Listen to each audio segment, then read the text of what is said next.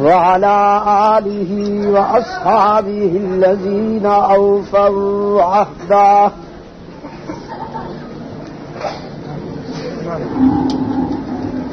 الذين هم مفاتيح الرحمة ومصابيح الغرر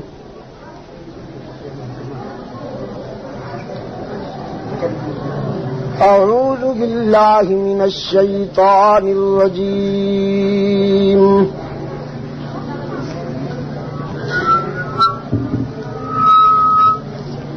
بسم الله الرحمن الرحيم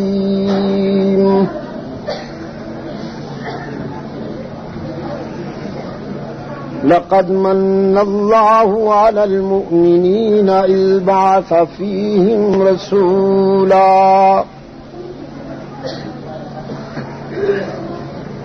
من أنفسهم يتلو عليهم آياته ويزكيهم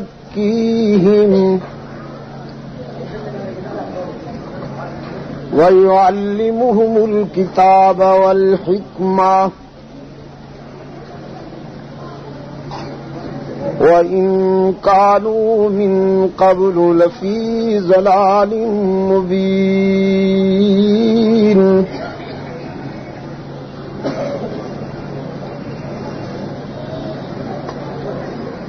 صدق الله مولانا العظيم. فقال النبي صلى الله عليه وسلم إنما بعثت لأتمم مكارم الأخلاق. وصدق رسوله النبي الأمي الكريم ونحن على ذلك لمن الشاهدين والشاكرين والحمد لله رب العالمين.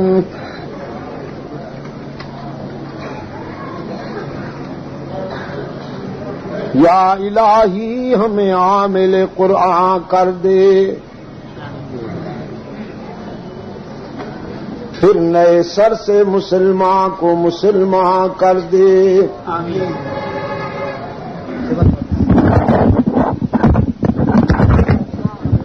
یا الہی ہمیں عامل قرآن کر دے،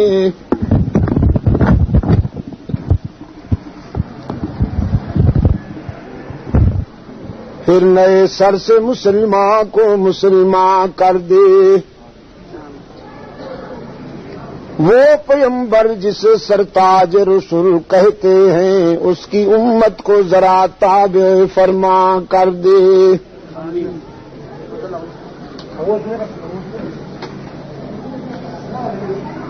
صدر اجلاس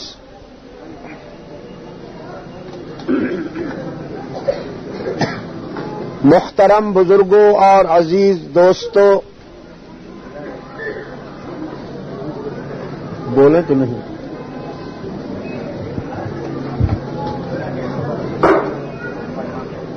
آج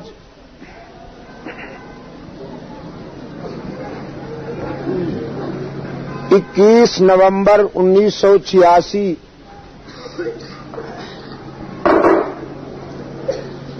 ہم یہاں دل میں دعوت و تبلیغ کی نسبت سے جمع ہیں.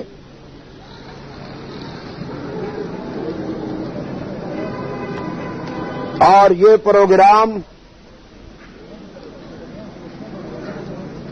قافلہ انسانیت کے محسن اعظم فخر رسول ہادی سبل سید ولد آدم رحمت عالم صلی اللہ علیہ وسلم کی سیرت پاک کو بیان کرنے اور سننے کی غرض سے ترتیب دیا گیا ہے.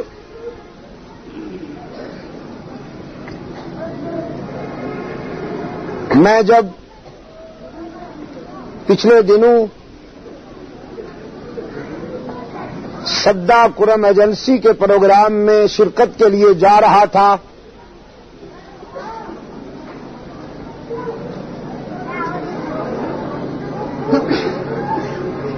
کچھ وہاں نوجوانوں کو کھڑا کیجیے جو بچوں کے شور پہ کنٹرول کریں.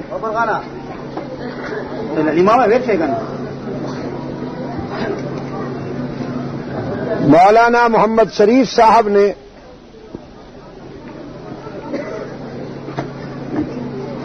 اس پروگرام میں شرکت کے لیے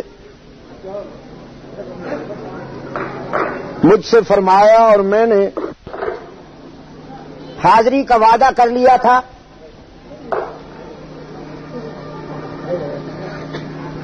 اللہ کے فضل و کرم کے ساتھ حسب وعدہ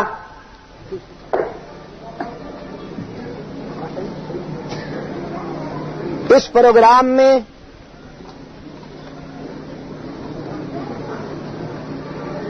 شرکت کی سعادت حاصل کر رہا ہوں.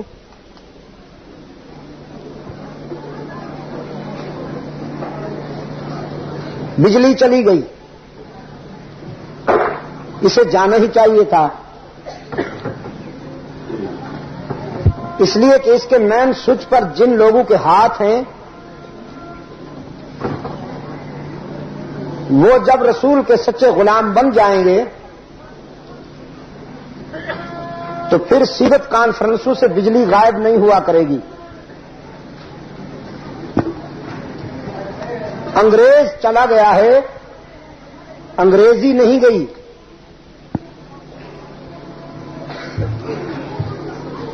انگریزی نہیں گئی ابھی تک.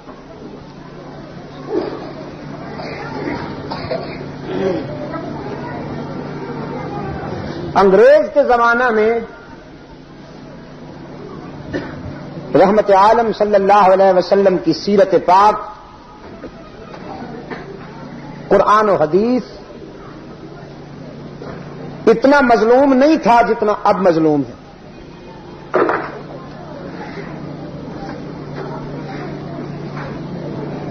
میں باہر کے ملکوں میں جاتا ہوں،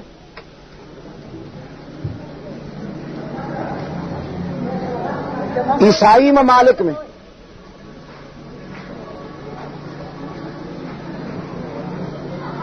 یورپین ممالک میں نہ وہاں میرے داخلے پر پابندی لگتی ہے اور نہ وہاں کے کانفرنسوں سے بجلی غائب ہوتی ہے. اسلام کے نام پر اسلام کو ذبح کرنے کا منافقانہ کھیل صرف اس سرزمین پر کھیلا جا رہا ہے. اسلام کے نام پر اسلام کو ذبح کرنے کا منافقانہ کھیل. بھائی ایک رخ پہ رہنے دو میاں، یا بند کر دو.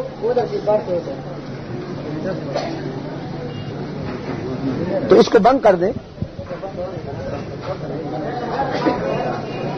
انتشار پیدا ہوتا ہے.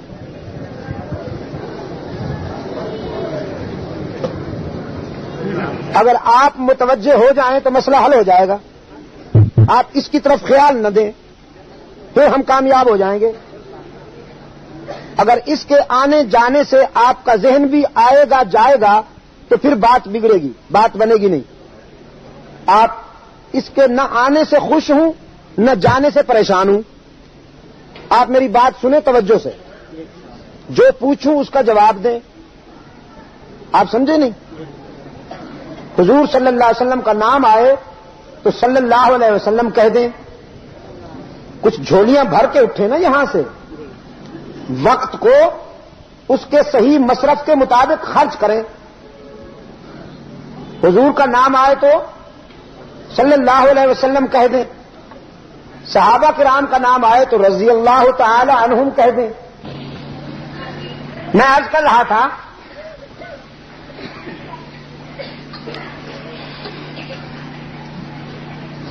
یہ پروگرام سرکار دو عالم صلی اللہ علیہ وسلم کی سیرت طیبہ کو بیان کرنے اور سننے کی غرض سے ترتیب دیا گیا ہے. جن حضرات نے اس میں محنت کی، قربانی دی، کوششیں کی، اللہ ان کی زندگی کو اپنے فضل و کرم سے سنوار دے. جس جس کا جتنا جتنا حصہ ہے اللہ اسے قبول فرمائے.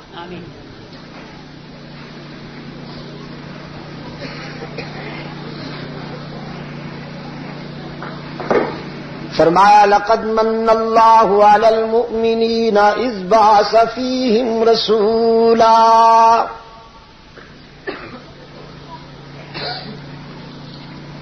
لقد من اللہ علی المؤمنین، تحقیق احسان کیا ہے اللہ نے اہل نظر پر کہ جب بھیجا ان میں اپنا آخری رسول، انہی میں سے، نوریوں میں سے نہیں، ناریوں میں سے نہیں، خاکیوں کی اصلاح کے لیے خاکیوں میں سے بھیجا، اولاد آدم کی قیادت کے لیے اولاد آدم میں سے ہی اپنا رسول بھیجا، جس نے ان کی ذہنی اور عملی بیماریوں کا علاج قرآنی آیات سے کیا، قرآن پڑھ پڑھ کے ان کی بیماریوں کا علاج کیا، انہیں پاک بنایا. وَإِن كَانُوا مِن قَبْلُ لَفِي ضَلَالٍ مُّبِينٍ. ورنہ انسانی برادری کھلی گمراہی کی طرف جا رہی تھی، ہلاکت کی طرف جا رہی تھی، بربادی کی طرف جا رہی تھی. محمد عربی آئے صلی اللہ علیہ وسلم. نہیں کہا آپ نے؟ آپ تو اتنا جلدی نہ بھولا کریں. نہیں مجھے بھی خوش کریں نا ذرا.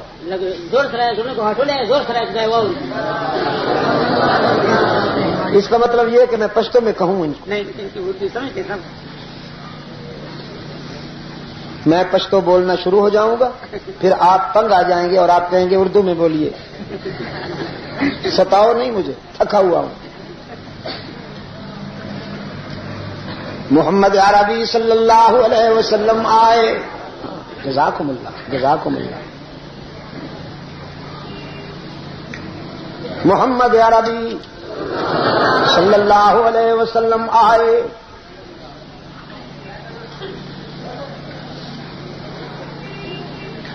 بربادی کو آبادی سے بدل دیا، ناکامیوں کو کامیابیوں سے بدل دیا، جہالت کو ہدایت سے بدل دیا، ظلم کو عدل سے بدل دیا،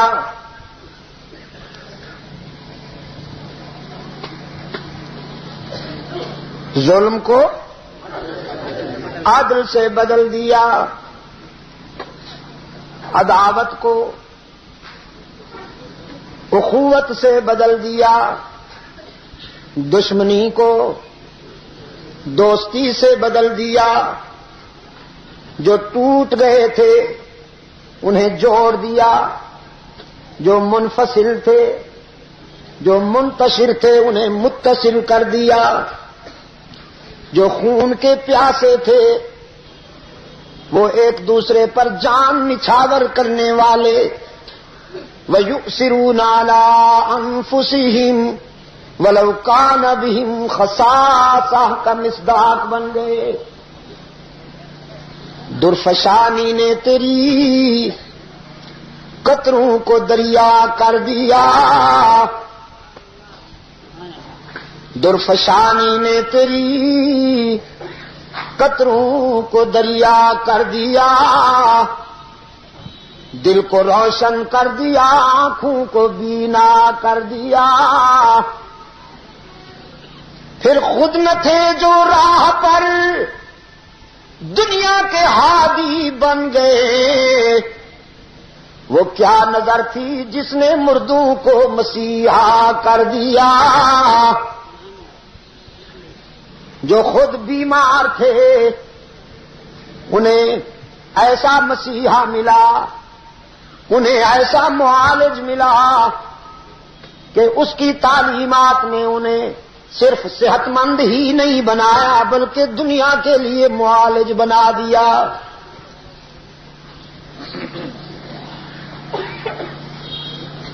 قرآن کہتا ہے بیٹیاں انسانی برادری ہلاکت کی طرف جا رہی تھی، وہ ہلاکتیں کیا تھیں؟ بیٹیاں زندہ دفن کر دی جاتی تھیں، پیدا ہوتے ہی بیٹیوں کو دفن کر دیا جاتا۔ رحمت عالم صلی اللہ علیہ وسلم کی خدمت میں، سرکار دو عالم صلی اللہ علیہ وسلم کی خدمت میں ایک غمزدہ انسان آیا، آنکھوں میں آنسو تھے، چہرے پہ ملال تھا، رنج اور دکھ کی تصویر بن کر آیا۔ کہنے لگا اللہ کے محبوب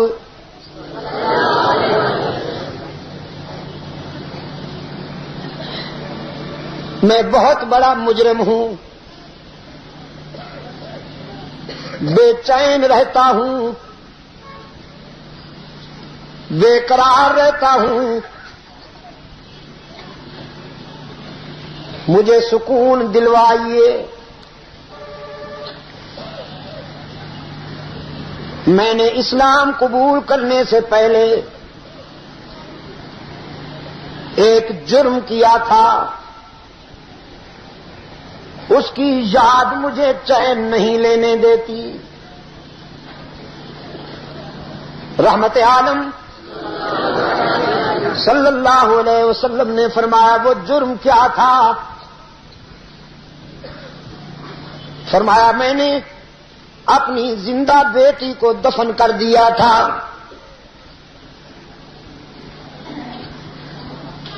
اللہ کے رسول صلی اللہ علیہ وسلم نے فرمایا یہ بھی کوئی نئی بات نہیں، ساری قوم یہی کر رہی تھی۔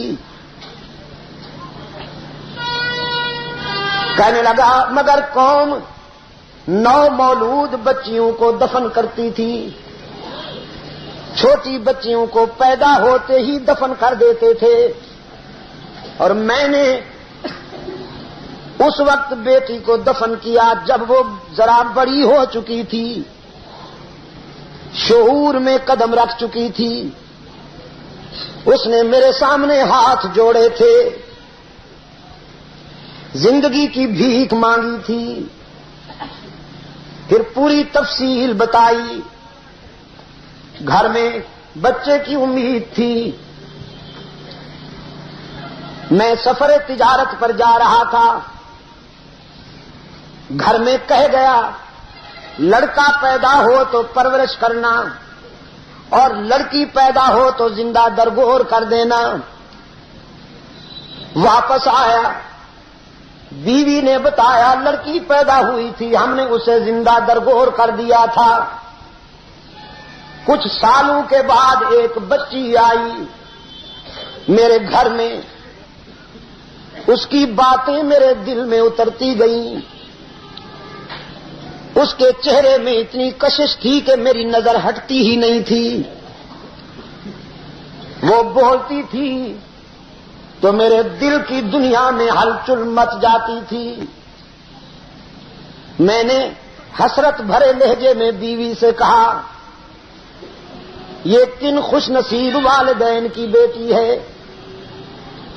وہ ماں باپ کتنے خوش نصیب ہوں گے جن کے گھر میں ایسی پیاری بیٹی ہے۔ بیوی نے سمجھا شاید اس کے سینے میں انسانیت بیدار ہو گئی ہے، بڑا اچھا موقع ہے بتا دینے کا۔ کہنے لگی پھر اگر تمہیں یہ پسند آئی ہے تو یہ تیری بیٹی ہے۔ جب تو تجارت کے سفر پر چلا گیا تھا یہ پیدا ہوئی تھی، میری مامتا نے گوارا نہ کیا کہ اسے زمین میں دفن کر دوں، لیکن تیرے ڈر سے میں نے اسے اپنی بہن کے گھر پرورش کے لیے چھوڑا ہوا ہے۔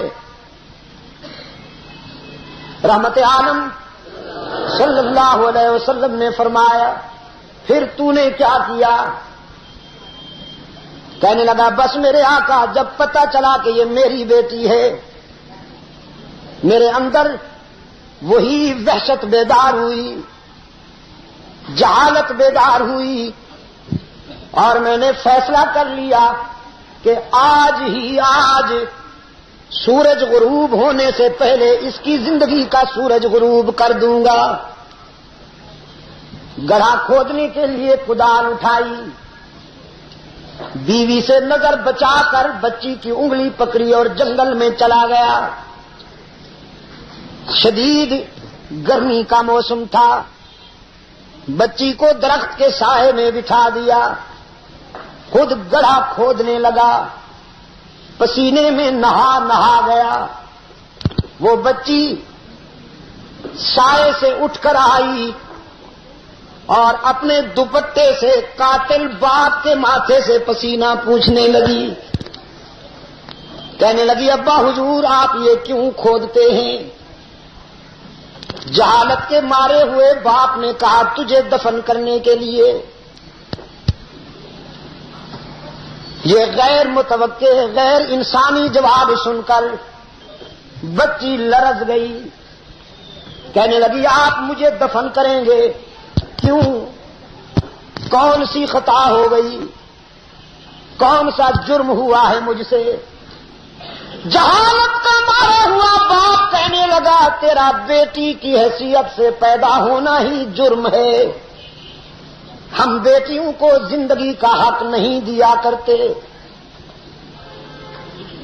بچی نے زندگی کی بھیک مانگی، وعدہ کیا زندگی کے سفر میں کبھی تیرا دل نہیں دکھاؤں گی، کسی چیز کا مطالبہ نہیں کروں گی، بھیک مانگ کر زندگی گزار لوں گی، لیکن خدا را مجھے زندہ رہنے کا حق دے دے۔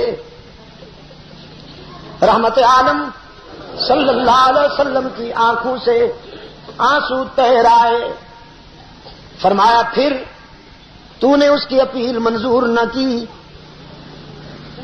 کہنے لگا نہیں اللہ کے محبوب مجھ پر وحشت سوار تھی، میں نے اس کے بالوں سے پکڑ کر گڑھے میں پھینکا، وہ تڑپتی رہی، میں مٹی ڈالتا رہا، اس نے آخری چیخ مار کر کہا تھا ابا رحم کر، لیکن میں نے اسے ہمیشہ کے لیے خاموش کر دیا۔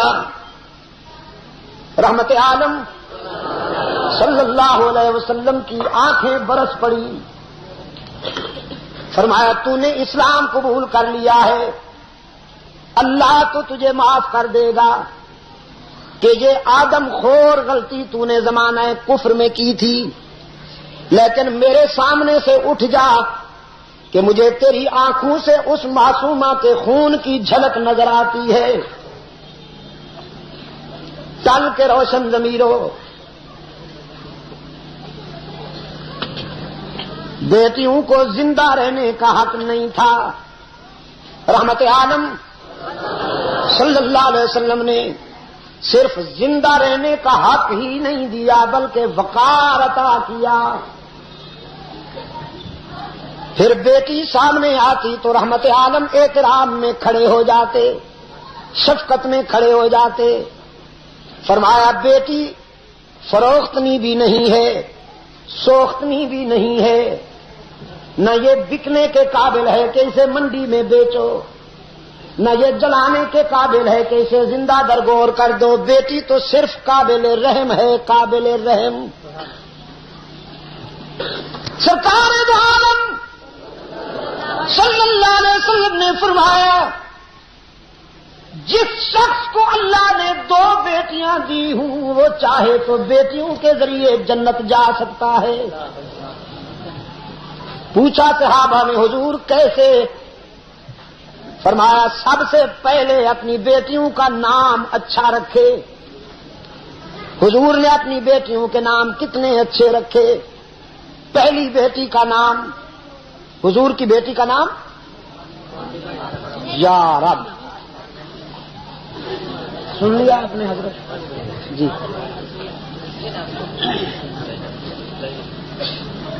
میری یہ قوم ہے، میں ان کے صدقے جاؤں، یہ میرے سنی ہیں.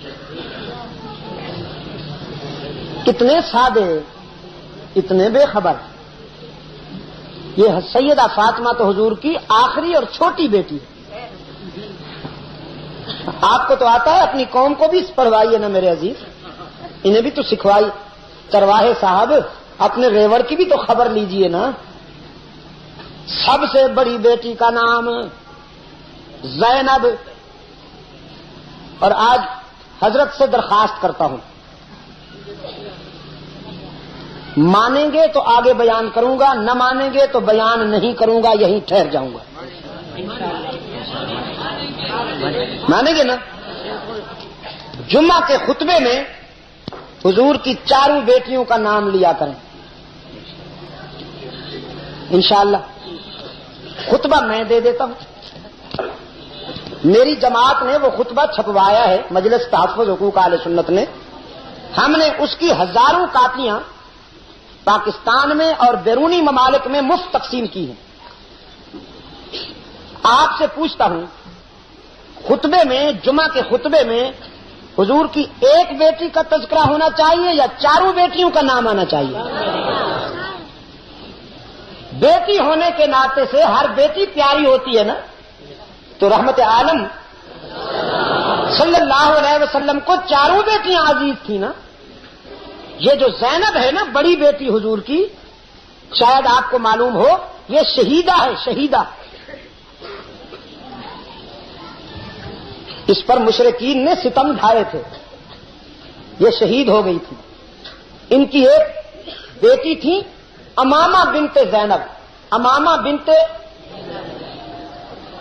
ابو العاص اموی بنت زینب، حضور کی نواسی. بیٹی کی بیٹی کو کیا کہتے ہیں پشتو میں؟ کیا کہتے ہیں؟ نمسے المسے. یہ المسے تھی. کون؟ حضرت امامہ المسے تھی. حضور صلی اللہ علیہ وسلم اپنی المسے امامہ کو کبھی کندھے پہ بٹھا لیتے تھے، کبھی باہوں میں لے لیتے تھے، کبھی اس کا ماتھا چومتے تھے، کبھی اس کی زلفیں چومتے تھے. پھر آپ دیدہ ہو جاتے تھے، آنسو بہنے لگتے تھے، فرماتے تھے لوگوں یہ میری پیاری زینب کی نشانی ستائی گئی اور شہید ہو گئی.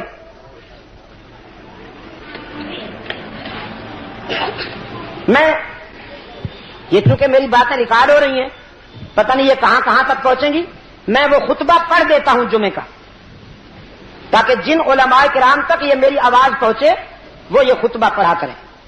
دوسرا خطبہ: الحمد للہ نحمده ونستعینه ونستغفره ونؤمن به ونتوکل علیہ ونعوذ باللہ من شرور انفسنا ومن سیئات اعمالنا من يهده الله فلا مضل له ومن يضلل فلا هادي له ونشهد ان لا اله الا الله وحده لا شريك له ونشهد ان سيدنا وسندنا محمدا عبده ورسوله المبعوث الى الاسود والاحمر لتتميم مكارم الاخلاق. اللهم صل على محمد وعلى آل محمد بعدد من صلى وصام وصلی کذالک علی جمیع الانبیاء والمرسلین وعلی الملائکۃ المقربین وعلی عباد اللہ الصالحین خصوصا علی سید المتقین والابرار صاحب النبی فی الغار والمزار افضل الصحابۃ بالتحقیق خلیفۃ النبی بلا فصل امامنا ابی بکر الصدیق رضی اللہ تعالی عنہ وعلى الناطق بالصواب والعادل بالكتاب امامنا بالحق امیر المؤمنین عمر بن الخطاب رضی اللہ تعالی عنہ وعلى كامل الحیاء والایمان الشہید المظلوم حين قرأت القرآن امامنا بالحق امیر المؤمنین عثمان بن عفان رضی اللہ تعالی عنہ وعلى صاحب السيف والقضاء ناشر العلم والهدى امامنا بالحق امیر المؤمنین علی بن ابی طالب رضی اللہ تعالی عنہ وعلى السیدین السندین السعیدین ابی محمد الحسن وابی عبداللہ الحسین رضی اللہ تعالی عنہما وعلى السیدات الطاہرات الاربعۃ بنات النبی زینب ورقیۃ وام کلثوم وفاطمہ وعلى ازواجہ خصوصا على خدیجہ وعائشہ وحفصہ وزینب وام حبیبہ وعلى سائر ازواجہ واصحابہ صلی اللہ علیہ وسلم والباقین من العشرۃ المبشرہ الی آخرہ. آگے پھر وہی جو آپ پڑھتے ہیں. تو حضور نے اپنی بیٹیوں کے کتنے پیارے نام رکھے. پہلی بیٹی کا نام سیدہ زینب، دوسری بیٹی کا نام سیدہ ام کلثوم رقیہ جزاک اللہ، تیسری بیٹی کا نام سیدہ ام کلثوم، چوتھی بیٹی کا نام سیدہ فاطمہ زہرا رضی اللہ تعالی عنہن. سرکار دو عالم صلی اللہ علیہ وسلم نے فرمایا جس شخص کو اللہ نے 2 بیٹیاں دی ہوں وہ بیٹیوں کے ذریعے جنت جا سکتا ہے.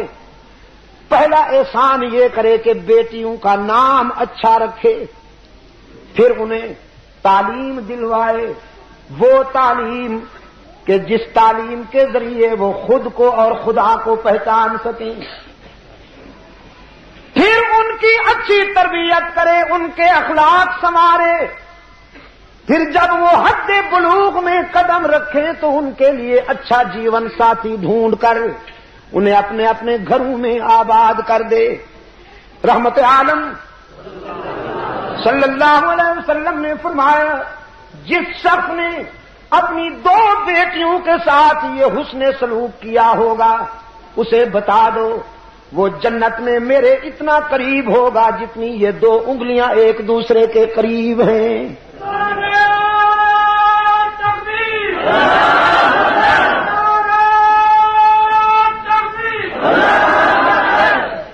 عصر حاضر کی بیگمات نے امریکہ اور برطانیہ کے معاشرے کو دیکھا ہے، مغربی سوسائٹی کے جھوٹے آب و تاب کو دیکھ کر اسلام سے دور چلی گئی ہیں. ورنہ اسلام نے عورت کو جو مقام عطا کیا ہے دنیا کے کسی نظریے نے وہ مقام عورت کو عطا نہیں کیا. مغرب نے تو عورت کو بیچا. صابن کی 2 روپے کی ٹکیا بھی عورت کی نمائش کے بغیر نہیں بیچتا انگریز. اور رحمت عالم صلی اللہ علیہ وسلم نے فرمایا عورت کی زندگی کے 4 مرحلے ہیں. عورت بیٹی ہے، عورت بہن ہے، عورت بیوی ہے، عورت ماں ہے. عورت رقاصہ نہیں ہوتی، ڈانسر نہیں ہوتی، اور نہ وہ سنگر ہوتی ہے. جب ڈانسر اور سنگر بن جائے وہ عورت نہیں رہتی، پھر بدبو کا مجسمہ رہ جاتی ہے، غلاظت کی بوری رہ جاتی ہے. عورت کی زندگی کے 4 مرحلے: بیٹی، بہن، بیوی، ماں. رحمت عالم صلی اللہ علیہ وسلم نے فرمایا عورت جب بیٹی ہوتی ہے اس کے سر پہ عفت کی چادر ہوتی ہے. عورت جب بہن ہوتی ہے تو اس کے سر پہ عصمت کا دوپٹہ ہوتا ہے. عورت جب بیوی ہوتی ہے تو اس کے جذبات میں وفا کی عظمتیں ہوتی ہیں. عورت جب ماں بنتی ہے تو اس کے قدموں میں جنت ہوتی ہے. ماں کے قدموں میں جنت بتائی گئی. حالانکہ محنت باپ کرتا ہے, ملازمت بیچارہ کرتا ہے, تجارت کرتا ہے, محنت کرتا ہے, مزدوری کرتا ہے روٹی کمانے کے لیے. گھر کی ساری رونقیں اس کی محنت کی وجہ سے ہوتی ہیں, لیکن جنت ماں کے قدموں میں ہے. اس لیے کہ بچے کی پرورش میں جو قربانی وہ دے سکتی ہے باپ نہیں دے سکتا.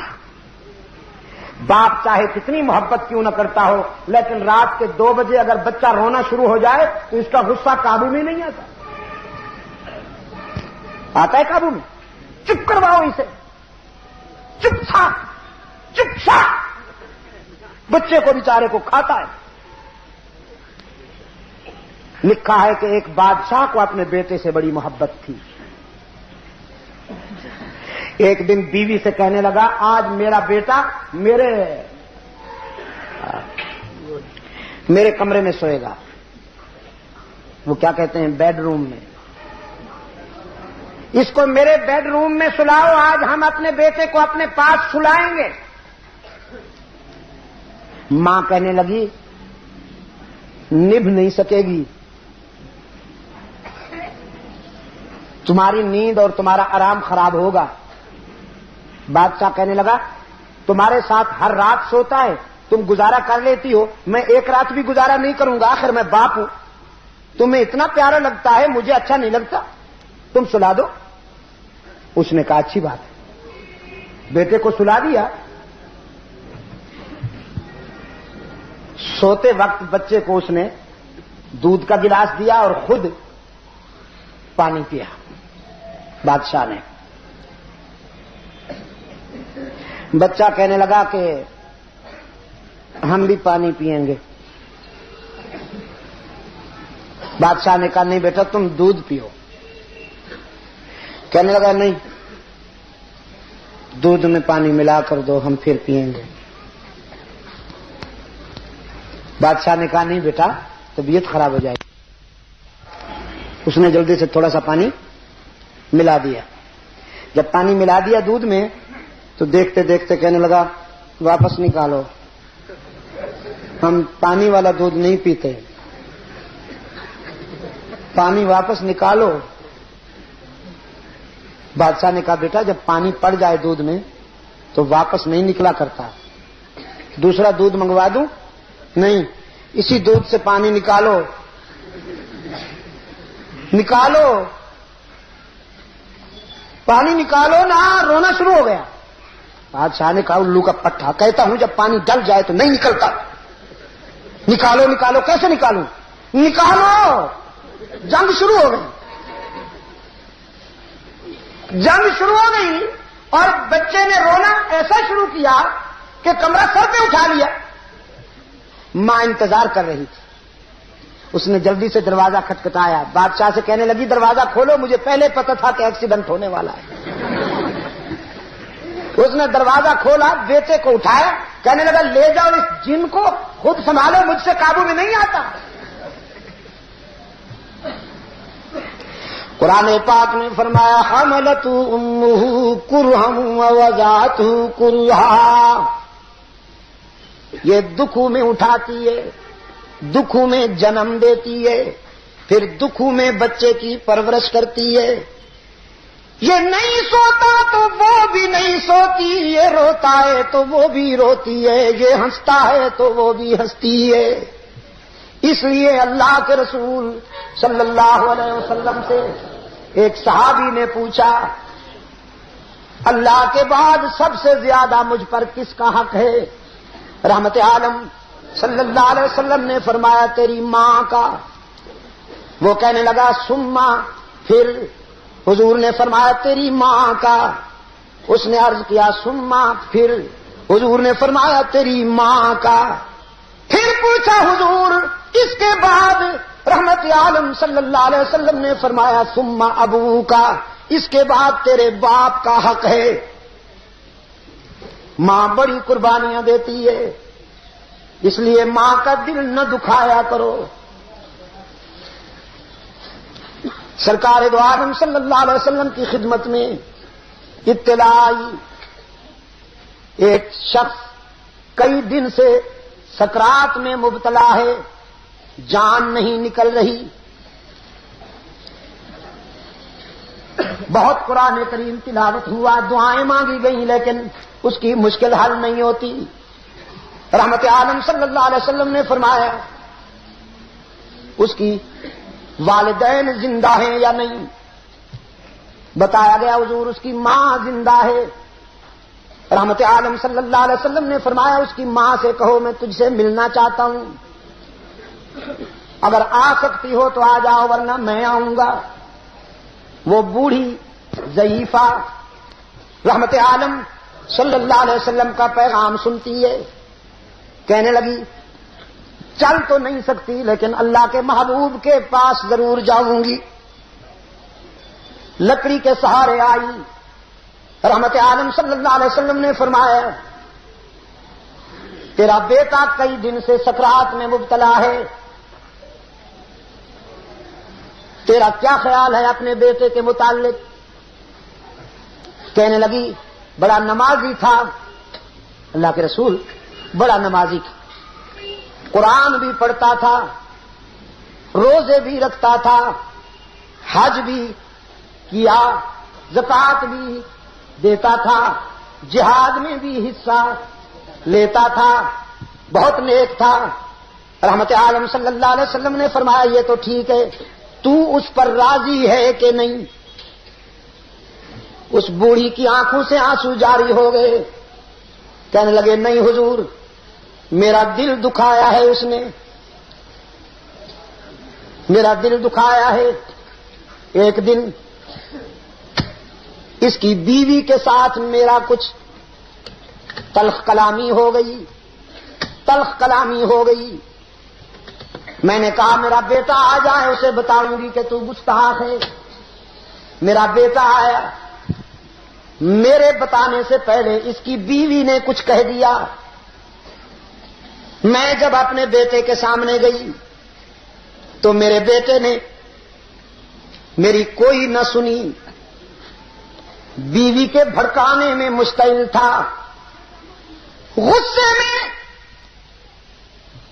درد دل بیان کر رہی تھی اور میرے بیٹے نے غصے میں آ کر اپنا جوان بازو اٹھایا اور تیز تھپڑ میرے چہرے پہ دے مارا. میں دور جا گری. میں نے کہا بیٹا میں نے تو تیری ترقی کے لیے رات کی تنہائیوں میں دعا کی تھی، تیرے بچپن میں خود بھوکی رہتی تھی، تجھے کھلاتی تھی، جو تجھ سے جھگڑتا تھا میں اس سے لڑ جاتی تھی، تیرے دوستوں کو اپنا دوست سمجھتی تھی، تیرے دشمنوں کو اپنا دشمن سمجھتی تھی. تو بیمار ہوتا تو ساری رات تجھے اٹھا کر میں لوریاں دیتی، لیکن آج تیری جوانی میرے لیے رسوائی کا سبب بن کر آئی ہے. تو کتنا نمک حرام نکلا.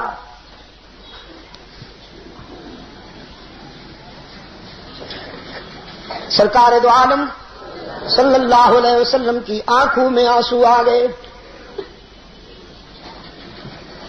صحابہ سے فرمایا لکڑیاں جمع کرو، آگ بھڑکاؤ، پھر مجھے بتاؤ. بوڑھی کہتی اللہ کے رسول آگ کیوں؟ رحمت عالم صلی اللہ علیہ وسلم نے فرمایا ہم اس میں اس نمک حرام کو ڈالیں گے. جس نے بوڑھی ماں کے چہرے پہ تھپڑ مارا وہ اسی قابل ہے کہ اسے آگ میں ڈال دیا جائے. بوڑھی زاروں قطار رونے لگی، کہنے لگی نہیں نہیں نہیں اللہ کے رسول، میرے بیٹے کو آگ سے بچا لیجئے. رحمت عالم صلی اللہ علیہ وسلم نے فرمایا تو اس آگ سے گھبرا گئی ہے، آخرت کی آگ تو اس سے بھی زیادہ اذیتناک ہے۔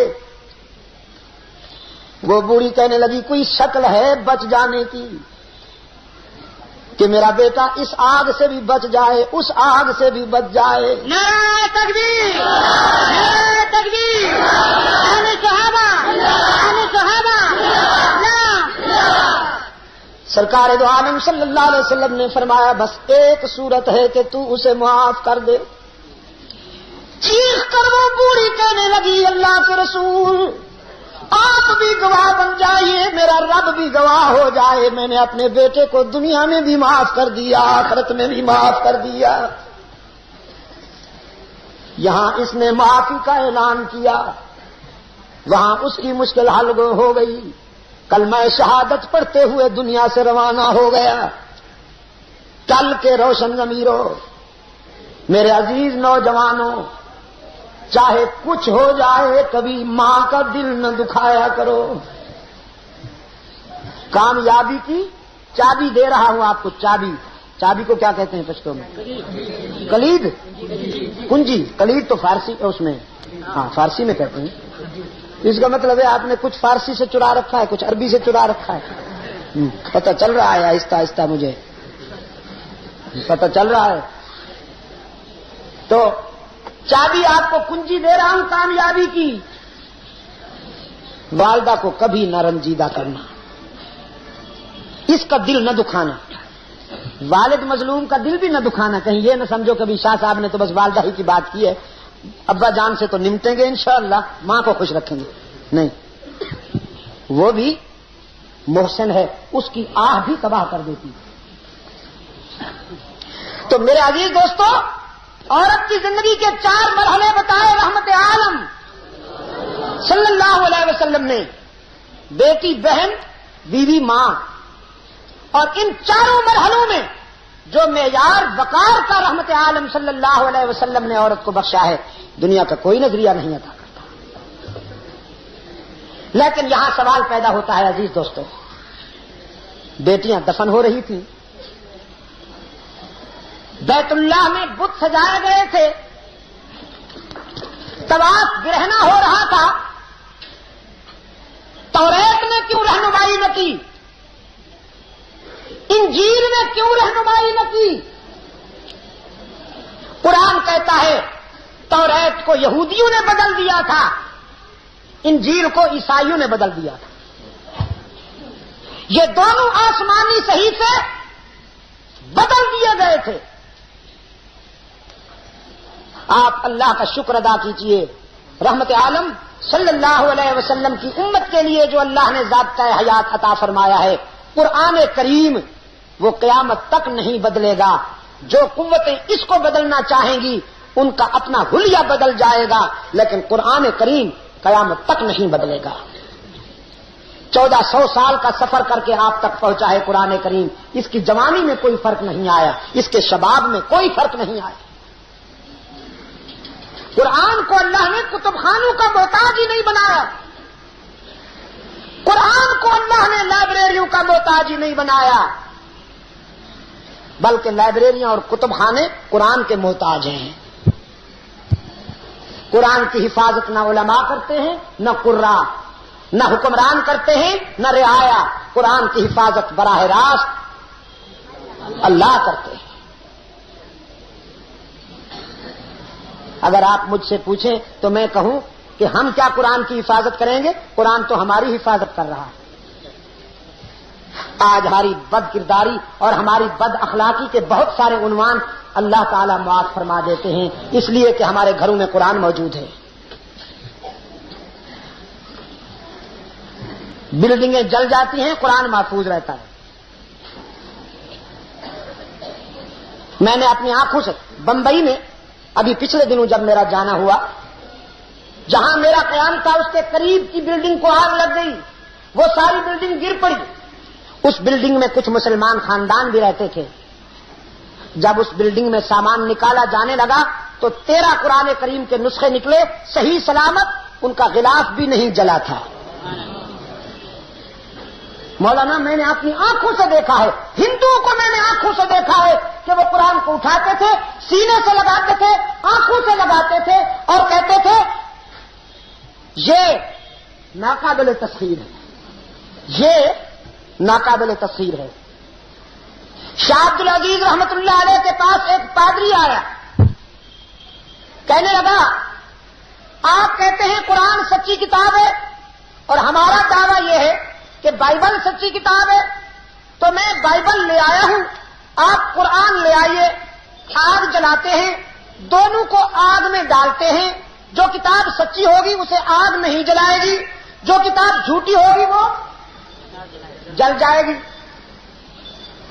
آج فیصلہ ہو جائے کہ کس کی کتاب سچی کتاب ہے۔ شاہ عبد العزیز محدث دہلوی حضرت شاہ ولی اللہ رحمت اللہ علیہ کے فرزند فرمانے لگے چیلنج تو تمہارا منظور ہے، چیلنج منظور ہے، لیکن ذرا ترمیم کے ساتھ۔ ترمیم یہ ہے کہ تنہا کتابوں کو ڈالنا انصاف کے خلاف ہے، وفا کے خلاف ہے۔ تنہا کتابوں کو آگ میں ڈالنا وفا کے خلاف ہے۔ ایسا کرتے ہیں، آگ جلاتے ہیں، میں قرآن لاتا ہوں، تم بائبل لائے ہو، میں قرآن سینے سے باندھ لیتا ہوں، تم اپنی بائبل سینے سے باندھ لو، پھر میں قرآن سمیت آگ میں چھلانگ لگاتا ہوں، تم بائبل سمیت آگ میں چھلانگ لگاؤ۔ جس کی کتاب سچی ہوگی وہ کتاب سمیت محفوظ رہے گا اور جس کی کتاب جھوٹی ہوگی وہ کتاب سمیت جل جائے گا۔ آئیے، پادری کہنے لگا ایم سوری، میں بائبل کو تو فائر پروف مٹیریل لگا کے آیا تھا، باڈی کو تو نہیں لگا کے آیا۔ وہ جو مسالہ ہوتا ہے نا جس پر وہ آگ نہیں اثر کرتی، کہ وہ مسالہ میں بائبل کو تو لگا کے آیا تھا، باڈی کو تو نہیں لگا کے آیا تھا۔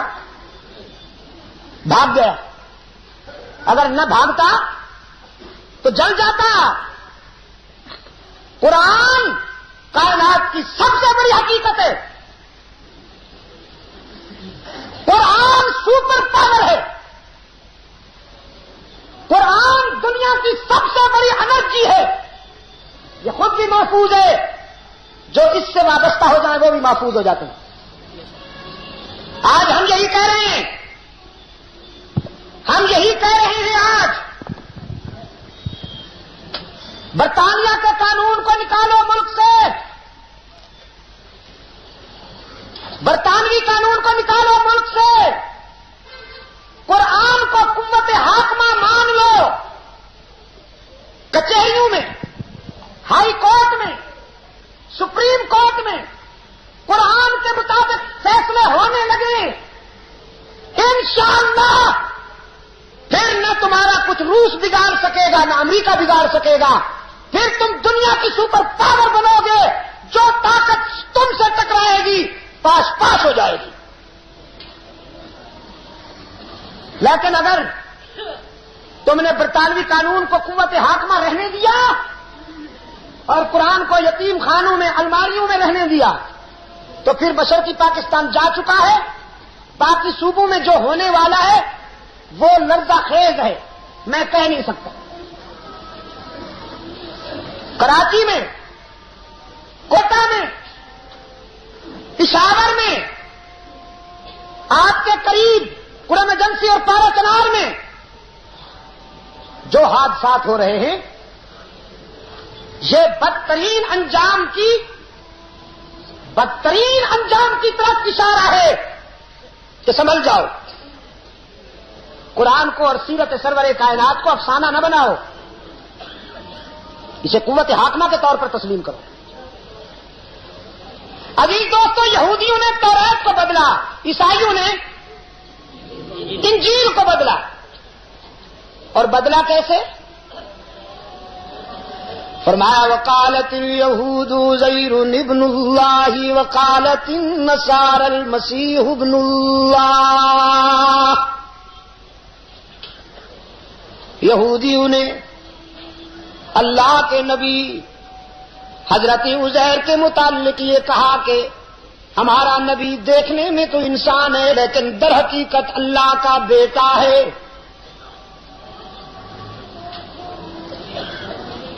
عیسائیوں نے یہودیوں کے فکر کی تقلید کرتے ہوئے وہی بات کہی، المسیح ابن اللہ، ہمارا عیسیٰ بھی اللہ کا بیٹا ہے، الیاذ باللہ۔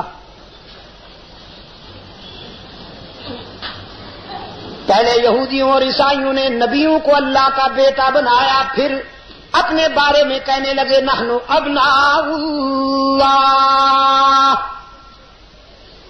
وقالت اليهود والنصارى نحن ابناء اللہ واحباؤہ، اپنے بارے میں بھی کہنے لگے ہم بھی اللہ کے بیٹے ہیں اور بڑے پیارے بیٹے ہیں۔ یہ وہی بیماری ہے تل والو، جیسے عصر حاضر کے بیماروں نے پہلے کہا نبی اللہ کا نور ہے، پھر خود نورانی بن گئے۔ یہ وہی بیماری ہے، پرانی بیماری ہے۔ اللہ بیماروں کو شفاء کاملہ عطا فرمائے۔ آمین۔ آہستہ کیوں کہہ دیا آپ نے؟ دعا میں بھی نرمی، دعا میں تو گرمی ہونی چاہیے۔ اللہ سب بیماروں کو شفاء کاملہ عطا فرمائے، جسمانی بیماروں کو بھی، روحانی بیماروں کو بھی، عمل کے بیماروں کو بھی اور فکر کے بیماروں کو بھی، عقیدے کے بیماروں کو بھی اللہ شفاء کاملہ عطا فرمائے۔ بیٹا بنایا، یہودیوں اور نصرانیوں نے بیٹا بنایا نبیوں کو اللہ کا، اتنا بھی نہ سوچا بدبختوں نے کہ باپ اور بیٹے کے رشتے میں ضروری ہے کبھی بیٹا باپ کا محتاج اور کبھی باپ بیٹے کا محتاج ہوتا ہے کہ نہیں ہوتا؟ بچپن میں بیٹا باپ کا محتاج،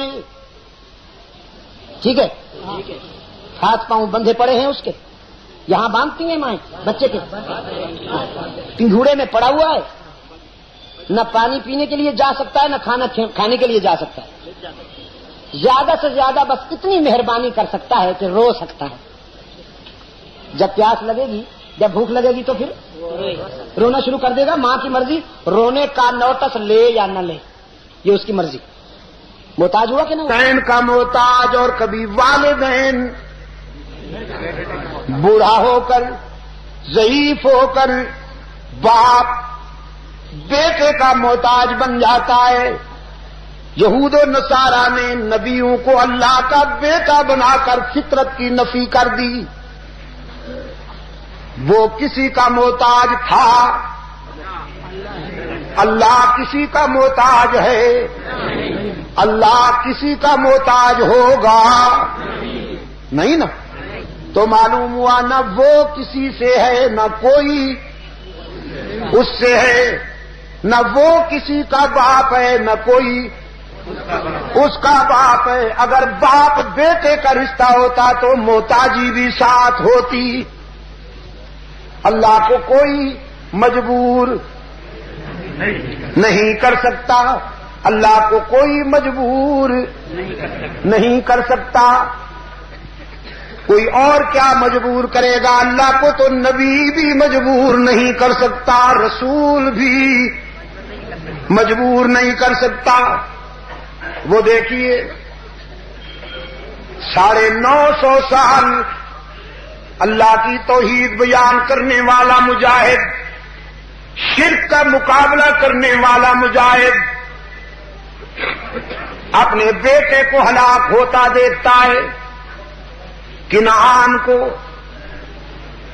قرآن پاک نے فرمایا نادى نوح ربه قال رب إن ابني من أهلي وإن وعدك الحق وأنت أحكم الحاكمين۔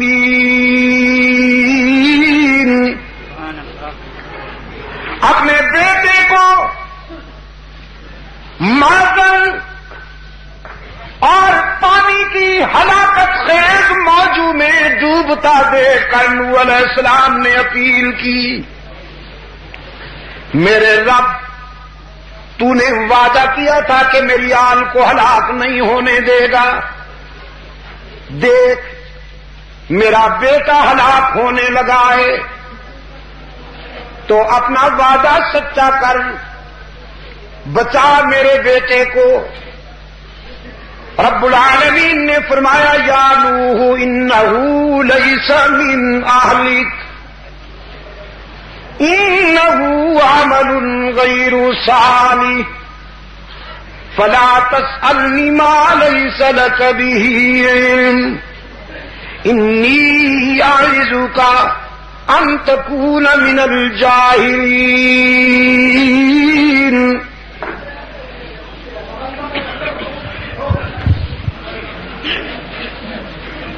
میرے پیغمبر علیہ السلام، یہ کنعان جو ہے تیرا خون تو ہے لیکن تیری آل میں سے نہیں، اس لیے کہ اس نے تیرا عقیدہ نہیں اپنایا، تیرا کردار نہیں اپنایا. انبیاء اور رسل کی نسل نطفے اور خون کی بنیاد پر نہیں چلتی، عقیدے اور کردار کی بنیاد پر چلتی ہے. اس نے تیرا عقیدہ نہیں اپنایا، ہم نے اس کا نام تیری برادری کی لسٹ سے نکال دیا. لا تسألنی ما لیس لک بہ علم، پھر جس راز کا پتہ نہیں لب کھولنے کی اجازت نہیں.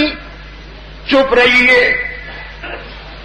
میں سب کو معاف کر سکتا ہوں لیکن مشرک کو معاف نہیں کرتا. سب کو معاف کرتا ہوں لیکن مشرک کو معاف، کیونکہ مشرک جو ہے، مشرک دل والوں، مشرک جو ہوتا ہے یہ گناہگار نہیں ہوتا، غدار ہوتا. مشرک جزاک اللہ، بھولو گے تو نہیں؟ بھول تو نہیں جائیں گے؟ مشرک گناہگار نہیں ہوتا، غدار ہوتا ہے. گناہگار وہ ہے جس سے نماز میں کوتاہی ہو جائے، روزے میں کوتاہی ہو جائے، زکوٰۃ میں کوتاہی ہو جائے، حج ادا کرنے میں کوتاہی ہو جائے، یہ گناہگار ہوتا ہے.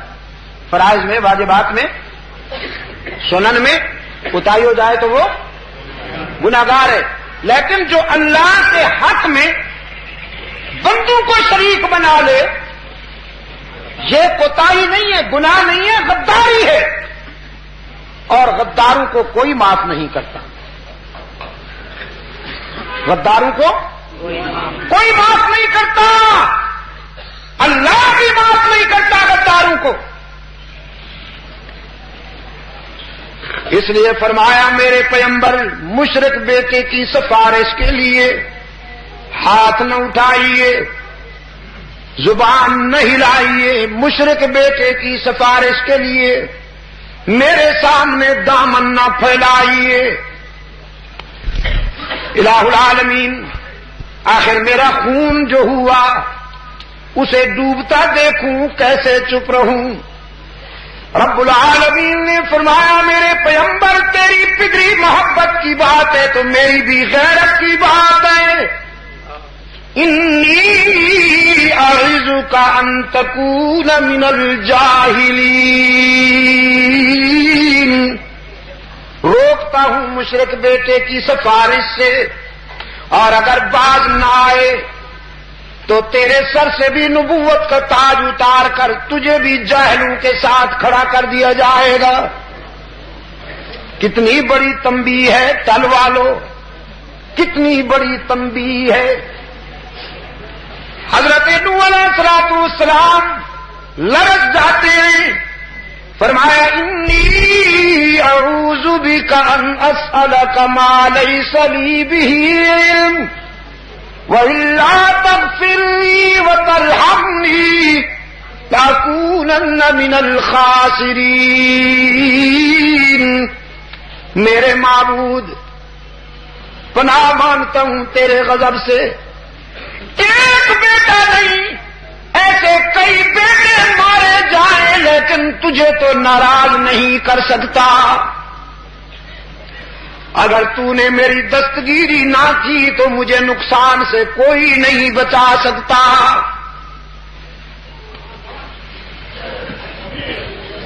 ٹلوا لو.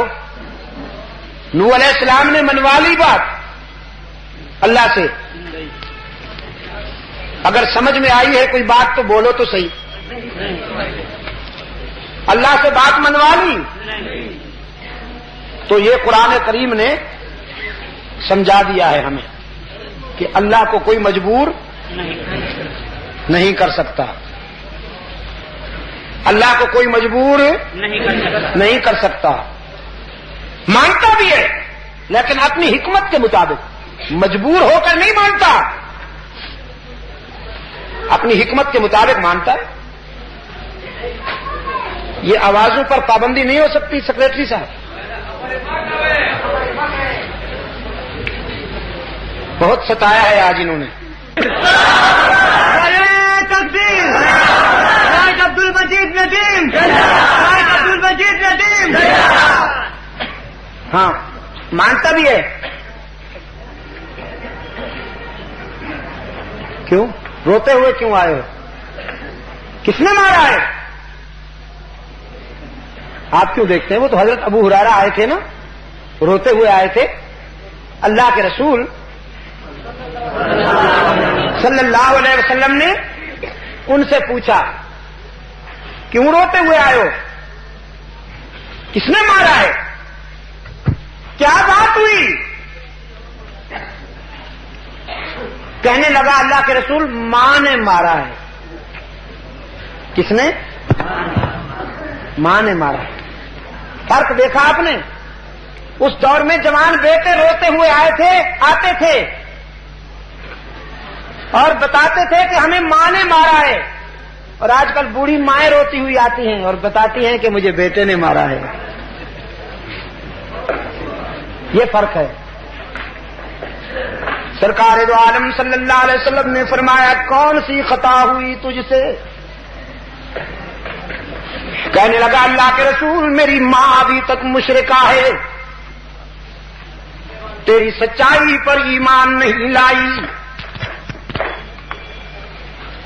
تیری رسالت پر ایمان نہیں لائی.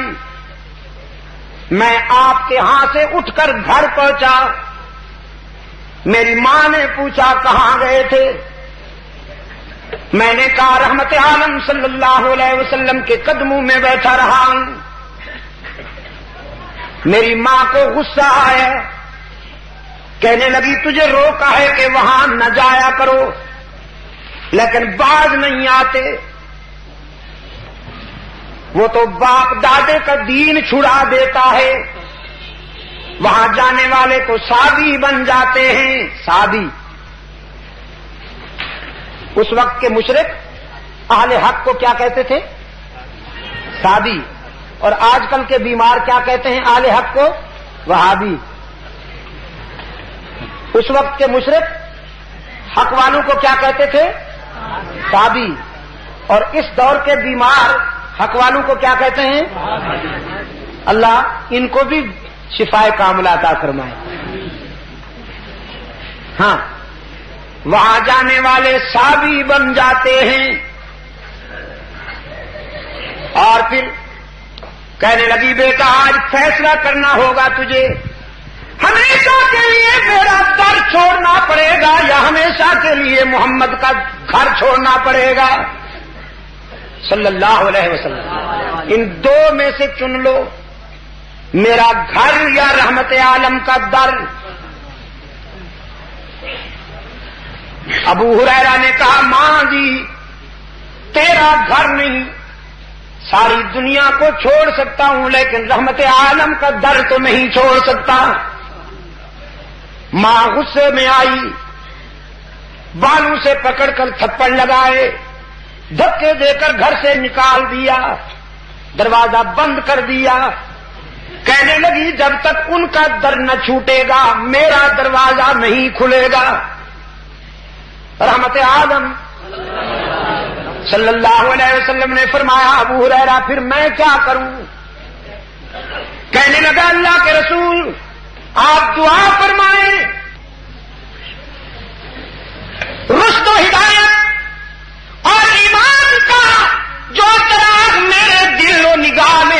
دعا ہے اللہ میری والدہ کے دل و نگاہ میں بھی ایمان کا چراغ روشن کر دے. میں دعا کے لیے حاضر ہوا ہوں.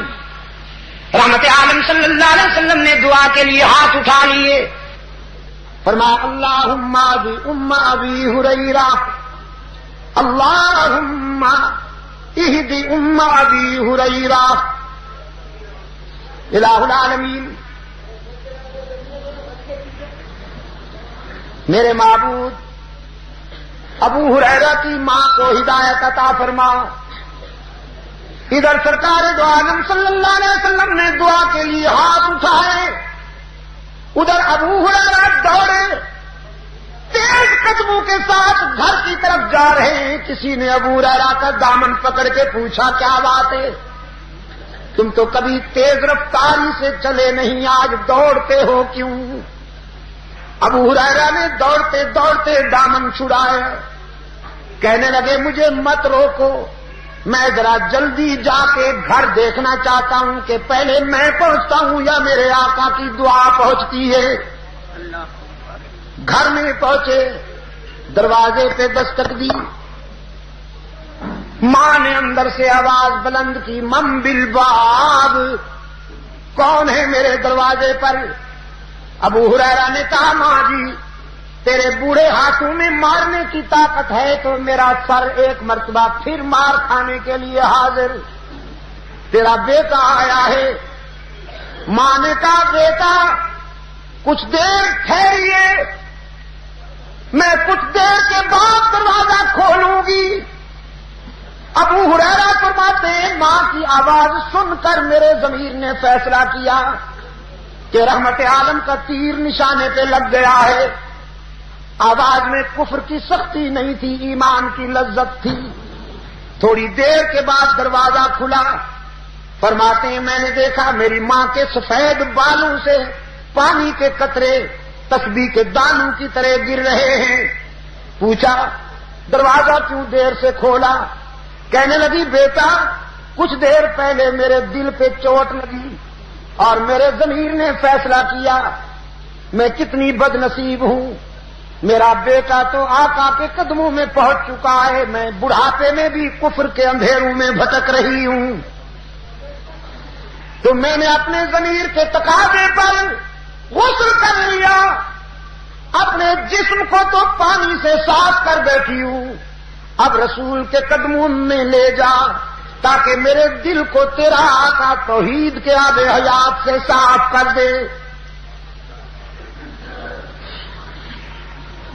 سرکار دو عالم صلی اللہ علیہ وسلم کے قدموں میں لے کر ابو ہریرہ اپنی بوڑھی ماں کو لائے. رحمت عالم صلی اللہ علیہ وسلم نے فرمایا کسے لائے ہو؟ عرض کیا اللہ کے رسول میری ماں ہے,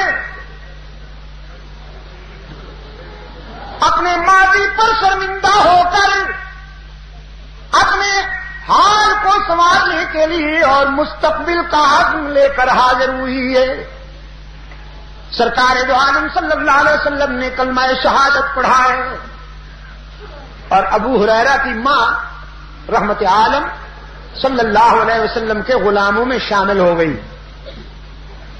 میں نے یہ دو واقعے آپ کو اس لیے عرض کیے, ایک قرآن سے ایک حدیث سے. وہاں نوح علیہ السلام اپنے مشرک بیٹے کے لیے بخشش مانگتے ہیں, اللہ کی طرف سے تنبیہ ہو جاتی ہے. اور جہاں سرکار دو عالم صلی اللہ علیہ وسلم ابو ہریرہ کی مشرکہ ماں کے لیے ہدایت کی دعا کرتے ہیں اسی وقت قبول ہو جاتی ہے. نتیجہ یہ نکلا کہ اللہ کو کوئی مجبور نہیں کر سکتا, وہ نہ مانے تو پیغمبر کو تنبیہ کر دیتا ہے اور مان لے تو ماننے والے کو بھی حیران کر دیتا ہے. لہذا وہ باپ نہیں معبود ہے, وہ باپ رہنمائی میسر کرنے کے قابل نہ رہی. انجیل بھی فکر انسانی کو صحیح رہنمائی پیش کرنے کے قابل نہ رہی. محمد صلی اللہ علیہ وسلم روشنیوں کا مینار بن کر آئے, انسان کے دل و دماغ پہ دستک دیتے ہوئے سرکار دو عالم صلی اللہ علیہ وسلم نے متوجہ کیا فرمایا هو اللہ الذی لا الہ الا هو عالم الغیب والشہادہ هو الرحمن الرحیم هو اللہ الذی لا الہ الا هو الملک القدوس السلام المؤمن المهيمن العزيز الجبار المتكبر سبحان اللہ عما یشرکون. وہی ہے معبود برحق، عالم غیب ہے، عالم غیب ہے. جو ہو چکا اسے بھی جانتا ہے، جو ہو رہا ہے اسے بھی دیکھ رہا ہے، جو ہونے والا ہے اسے بھی جانتا ہے. عالم ما کان ہے وما یکون ہے. کون؟ علام الغیوب کون ہے؟ چل والو هو اللہ الذی لا الہ الا هو عالم الغیب والشہادہ هو الرحمن الرحیم هو اللہ الذی لا الہ الا هو الملک القدوس السلام المؤمن المهيمن العزيز الجبار المتكبر سبحان اللہ عما یشرکون. عالم غیب کون ہے؟ اللہ. قدوس کون ہے؟ اللہ. ہی پہ زور دیجئے، ہی پہ ذرا زور ضرب لگائیے تلوالو، تاکہ بھی کے بیماروں تک بھی آواز پہنچے. ہوائیں لے جائیں، ہوائیں لے جائیں. ہاں ادھر اٹک کے پل کے پار بھی کے بیماروں کو اللہ شفائے کاملہ عطا فرمائے. جو کہتے ہیں اللہ بھی عالم غیب ہے اور اس کا نبی، تمہاری آواز سے تو بس کا ہارن بھی تیز ہے. اللہ بھی عالم غیب ہے اور اس کا نبی بھی عالم غیب ہے. اللہ بھی مسجود ہے اور اس کے بندے بھی مسجود ہیں. اللہ بھی ہر جگہ موجود ہے اور اس کے پیارے بھی ہر جگہ موجود ہیں. یہ جو بھی کے بیمار ہیں نا، اللہ انہیں شفائے کاملہ عطا فرمائے. بس آپ صرف اتنی مہربانی کیجئے تل والوں کہ ہی پہ ایمان کی قوت سے ضرب لگائیے. انسانی جبین کی عاجزیوں کے لیے سچا مسجود کون؟ ہی پہ ضرب نہیں لگ رہی، میں کیا کروں؟ پھر کوشش کرتا ہوں. مجھے بڑی ٹھنڈی قوم ملی ہے. لوگ قصے کہانیوں پر اور من گھڑت ٹوٹکوں پہ مست ہو جاتے ہیں، اور میں قرآن پہ بھی اپنی قوم کو گرمانا چاہوں تو محنت کرنی پڑتی ہے. انسانی جبین کی عاجزیوں کے لیے سچا مسجود ہی اللہ. یہ کوئی انوکھی بات نہیں کہلوا رہا آپ سے. قرآن نماز کی ہر رکعت میں کہلواتا ہے ایاک نعبد.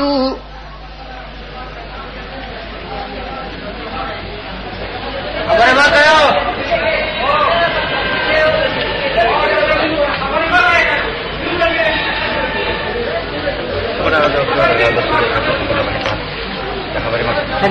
ایاک نعبد وَإِيَّاكَ نَسْتَعِينُ. ہم تیری ہی عبادت کرتے ہیں، ہم تیری بھی نہیں ایاک نعبد، ہم تیری ہی عبادت کرتے ہیں اور کرتے رہیں گے. ہم تجھ سے ہی مدد مانگتے ہیں اور مانگتے ہی یا بھی، تو بس یہی کہلوا رہا ہوں. انسانی جبین کی عاجزیوں کے لیے سچا مسجود کون؟ یہی ہے سیرت سرور کائنات. میرے آقا نے یہی آواز بلند کی تھی فاران کی چوٹیوں سے.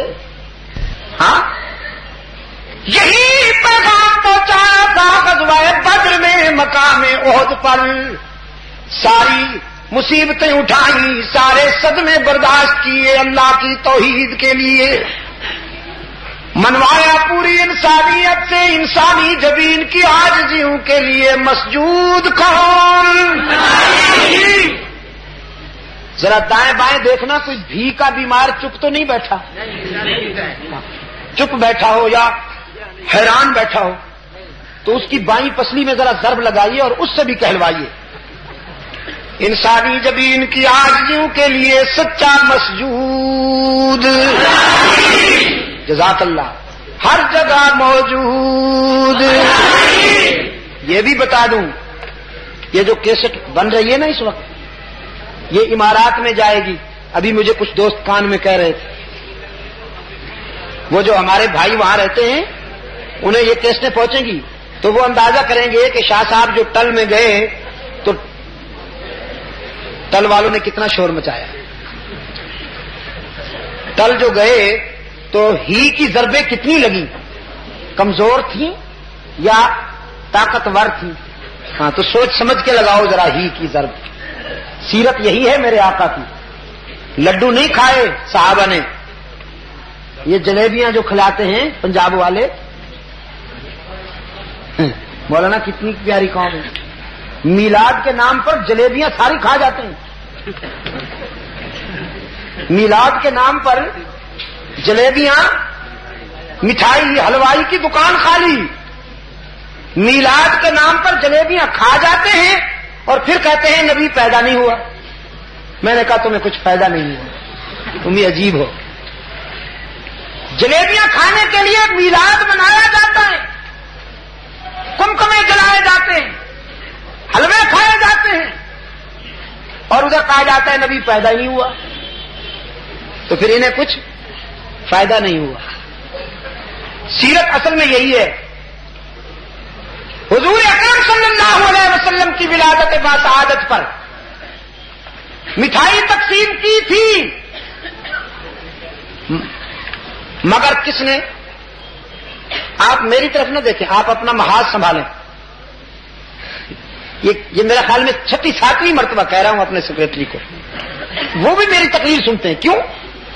کانفرنس سے کرانا کوئی آسان ہے؟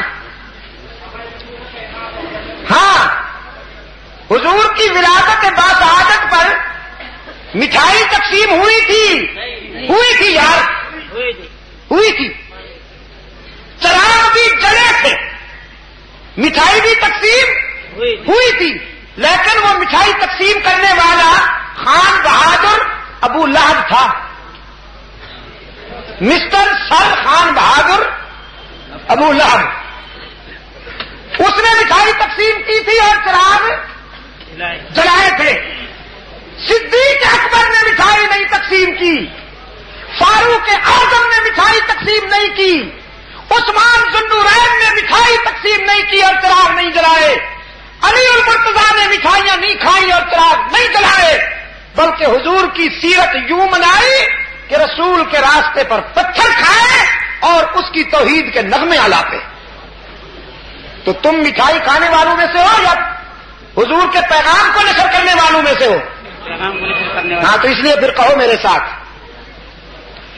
انسانی جبین کی عاجزیوں کے لیے سچا مسجود. ضرب لگانی ہے، ضرب. اللہ ہی انسانی جبین کی عاجزیوں کے لیے سچا مسجود، ہر جگہ موجود.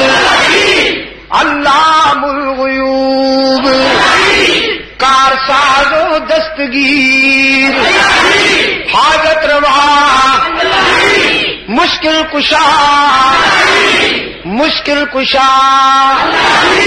ٹل والو اللہ ہی یا اللہ بھی.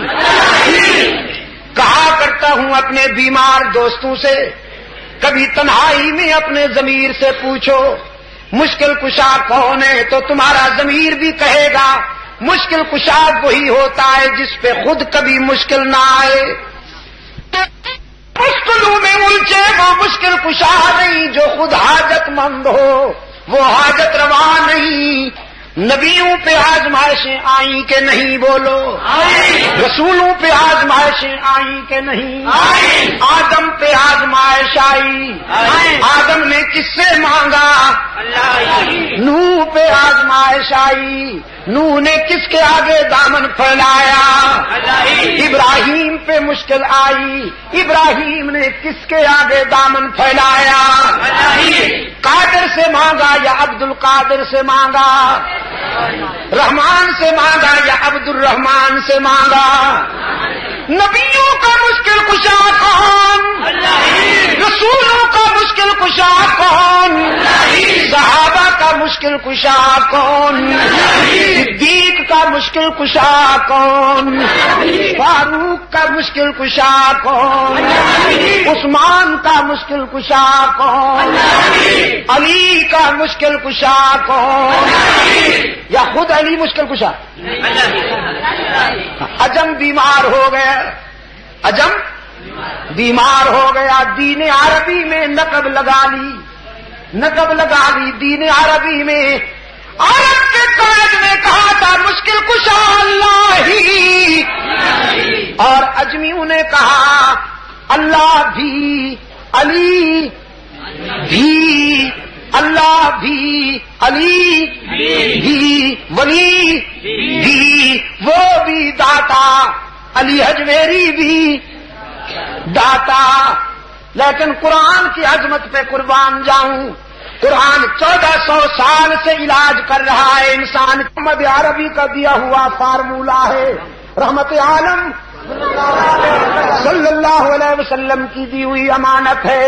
قرآن کہتا ہے مشکل کشا کون اللہ ہی حاجت روا کون اللہ ہی کار ساز کون اللہ ہی عزت دینے والا کون اولاد دینے والا کون بیماریاں دور کرنے والا کون ہر مقام پر ہر کسی کی دعائیں سننے اور قبول کرنے والا کون بیڑے پار کرنے والا کون معاف کرنے والا بغیر کچھ لیے سب کچھ دینے والا گناہگاروں کو اپنے دامن رحمت میں چھپا لینے والا کون چل والو باقی جہاں جاؤ گے لوٹے جاؤ گے باقی جہاں جاؤ گے لوٹے جاؤ گے.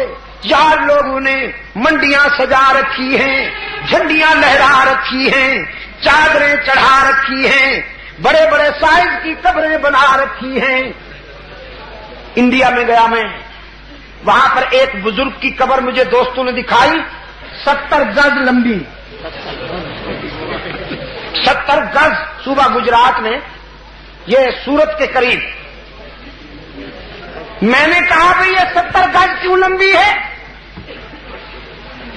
کیا حضرت صاحب 60 گز تھے یہ جو مدفون ہیں اس میں جو حضرت دفن ہیں جن کی قبر 70 گز ہے ان کو 60 گز تو ہونا چاہیے تو کیا حضرت کی قد 60 گز تھی.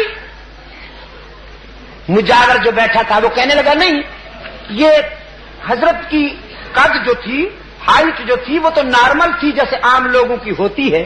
میں نے کہا پھر تم نے یہ 70 گز لمبی قبر کیوں بنائی. میرے کان میں کہا لوگوں کو مرعوب کرنے کے لیے. لاؤڈ اسپیکر ہی ایسا ہے کیا کروں میں بہت. اب دیکھو شور دیکھو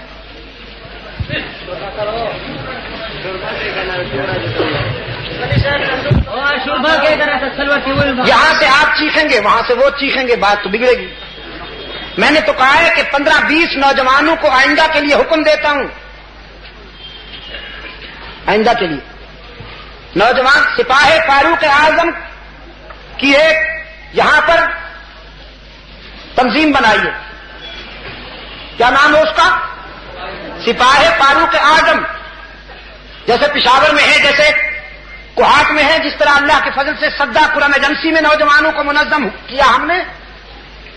فاروق اعظم کا نام جو ہے، ابلیس کی ماں مر جاتی ہے اس کے نام سے، شیطان کی ماں مرتی ہے فاروق اعظم کے نام سے. اللہ کے رسول صلی اللہ علیہ وسلم نے فرمایا قیامت آ سکتی ہے لیکن ابلیس اور عمر ایک جگہ اکٹھے نہیں ہو سکتے. تو نوجوان جو ہیں وہ منظم ہو جائیں، سپاہی فاروق اعظم بنائیں، اپنا ایک سالار بنا لیں، کنوینر بنا لیں، وہ ان کو گائیڈ کرے. آئندہ کانفرنسوں کے موقع پر ان کے ہاتھ میں ڈنڈا ہونا چاہیے، انڈا نہیں ڈنڈا. کیا کہا میں نے؟ ان کے ہاتھ میں ڈنڈا ہونا چاہیے. اور چپ کرانے کے لیے خود نہ بولے، چپ شاہ چپ شاہ چپ. اس کو کہو تم کیوں نہیں چپ ہوتے؟ چپ کرانے کا طریقہ یہ ہے کہ ڈنڈا آہستہ سے یہاں لگائیں، مارے نہیں، یوں لگائیں. ڈنڈا ہے کسی کے پاس؟ وقلا نہیں، وقلا نا راکا. اچھا راکا ذرا یہ دیکھیے، یوں لگائیے. جب یوں آپ، یہ مجھ سے زور سے لگ گیا، آہستہ سے یوں لگائیں گے آپ تو وہ دیکھے گا نا، پھر آپ کہیں. یہ ہے چپ کرانے کا طریقہ. اور جب آپ خود بولیں گے تو پھر تو بات چلی جائے گی آگے. 15-20 نوجوان کھڑے رہیں، جلسے کا انتظام سنبھالا کریں آئندہ کے لیے. یاد رکھیں گے نا آپ انشاءاللہ. سپاہی فاروق اعظم تشکیل پا جائے ذرا جلدی سے. تو دیکھو اب اس کو دیکھو خود بولتا ہے، خود نہ بولیں، اشارہ کریں کہ چپ رہو. ڈنڈا دکھاؤ نہ ذرا، یہ ان کو پہنچاؤ ڈنڈا. اس سے کون ڈرتا ہے؟ اس سے کوئی نہیں ڈرتا. یہ ڈنڈا ہاں، بغیر کچھ لیے سب کچھ دینے والا کون؟ تانا دیے بغیر معاف کر دینے والا کون؟ باقی جہاں جاؤ گے لوٹے جاؤ گے، باقی جہاں جاؤ گے لوٹے جاؤ گے. یار لوگوں نے منڈیاں سجا رکھی ہیں، چادریں چڑھا رکھی ہیں، جھنڈیاں لہرا رکھی ہیں، اور کہتے ہیں کچھ لے کے آؤ گے تو کچھ لے کے جاؤ گے، خالی ہاتھ آؤ گے تو خالی ہاتھ جاؤ گے. لیکن محمد عربی صلی اللہ علیہ وسلم نے انسانیت کو یہ دروازہ دکھایا. اس دروازے سے ہر وقت صدا آتی ہے، کچھ نہ لے کے آؤ سب کچھ لے کے جاؤ.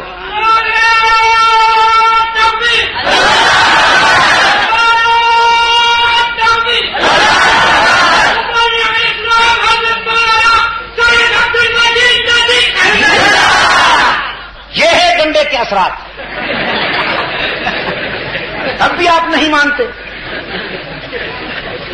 مجاہد کا تو زیور ہے بھائی، بندوق.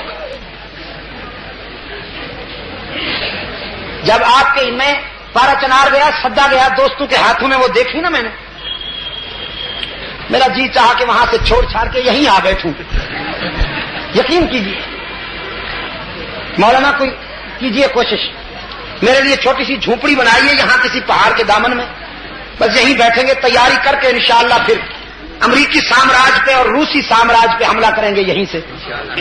چھوٹی سی جھونپڑی میرے لیے نہیں بن سکتی تم سے، تو بناؤ نا. کیا کر رہا تھا؟ یہی در ہے جہاں سے ہر وقت صدا آتی ہے، کچھ نہ لے کے آؤ سب کچھ لے کے جاؤ، خالی ہاتھ آؤ دامن بھر کے جاؤ. فرمایا باز آ صد بار اگر تو شکستی باز آ. او خطا کار، اگر 100 مرتبہ توبہ کر کے توڑ دی ہے، نبھا نہیں سکا تو مایوس ہونے کی کوئی بات نہیں. ایک مرتبہ پھر میرے در پہ آ کے دیکھ، جبین نیاز جھکا کے دیکھ، طلب کا دامن پھیلا کے دیکھ، ندامت کے آنسو بہا کے دیکھ، میرے لطف و کرم کو آزما کے دیکھ. تیرے آنے میں دیر ہے، میرے راضی ہونے میں دیر نہیں ہوگی۔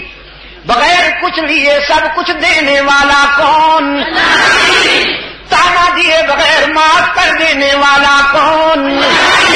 ہی پہ زور دو نظرا، شیدائی ہو کہ حلوائی ہو؟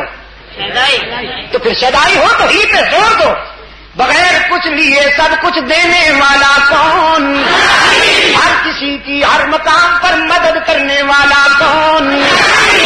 الیاسی لشکر سلامت رہے، مولانا محمد الیاس کا تبلیغی لشکر سلامت رہے۔ وہ کیا کہتے ہیں؟ سب کچھ خدا سے ہونے اور غیر اللہ سے ایک لفظ چھوٹ رہا ہے بیچ میں، غیر اللہ سے کچھ نہ ہونے کا۔ کچھ میں تو بڑی معنویت ہے، سب کچھ خدا سے ہونے اور غیر اللہ سے کچھ نہ ہونے، غیر اللہ سے کچھ نہ ہونے۔ فرمایا ضرب مثل فاستمعوا له ان الذين تدعون من دون الله لن يخلقوا ذبابا ولو اجتمعوا له۔ اللہ کے سوا باقی جتنی طاقتیں ہیں ساری جمع ہو جائیں، سارے پیر، سارے فقیر، سارے حکام، ساری کائنات جمع ہو جائے، قرآن کہتا ہے اللہ کے مقابلے میں ایک مکھی بھی نہیں بنا سکتے۔ مکھی وہ لفظ کن سے کائنات سجاتا ہے، وہ لفظ کن سے کائنات بناتا ہے۔ کن کہتا ہے تو آسمان سج گیا، کن کہا تو زمین بچھ گئی، کن کہا تو ستارے چمکنے لگے، کن کہا تو گلشن مہکنے لگے، کن کہا تو سبزے لہکنے لگے، کن کہا تو ندیوں کو بہاؤ مل گیا، کن کہا تو شاخوں کو جھکاؤ مل گیا، کن کہا تو طوفانوں کو جوش مل گیا، کن کہا تو سمندروں کو خروش مل گیا، کن کہا تو راتوں کو اندھیرا مل گیا، صبح کو سویرا مل گیا، پہاڑوں کو متانت مل گئی، مویشی مختلف اقسام میں آ گئے، پرندے مختلف بولیوں میں چہکنے لگے، نظام صبح و شام منظم ہو گیا۔ وہ لفظ کن سے کائنات سجاتا ہے اور باقی سب جمع ہو جائے، ایک مکھی بھی نہیں بنا سکتے۔ ایک مکھی تو سب کی مشکل کشائی کرنے والا کون؟ حاجت روائی کرنے والا کون؟ سب کے بیڑے پار اتارنے والا کون؟ یا اللہ ہی اللہ ہی سیاہ جانور سے، بدبو گوبر سے، بدبو والی گوبر سے، سیاہ جانور سے، سرخ خون سے سفید دودھ پلانے والا کون؟ وَإِنَّ لَكُمْ فِي الْأَنْعَامِ لَعِبْرَةً نُسْقِيكُم مِّمَّا فِي بُطُونِهِ مِن بَيْنِ فَرْثٍ وَدَمٍ لَبَنًا خَالِصًا سَائِغًا لِّلشَّارِبِينَ۔ قرآن کہتا ہے دودھ کا گلاس پینے سے ایک لمحہ پہلے ذرا سوچ لینا کہاں سے آیا، کس نے بھیجا۔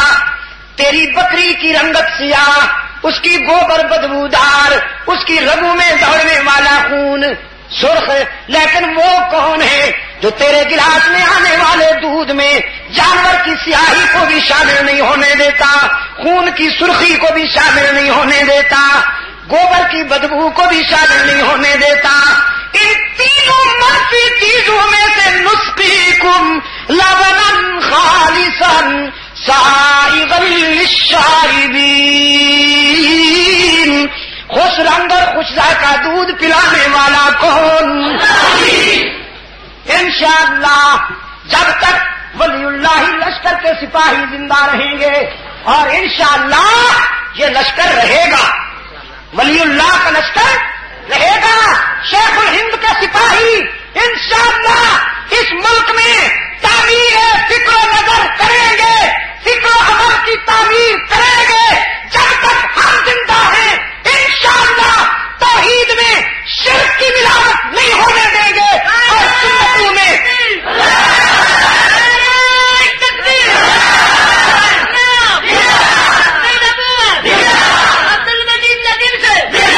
ہم جب تک زندہ ہیں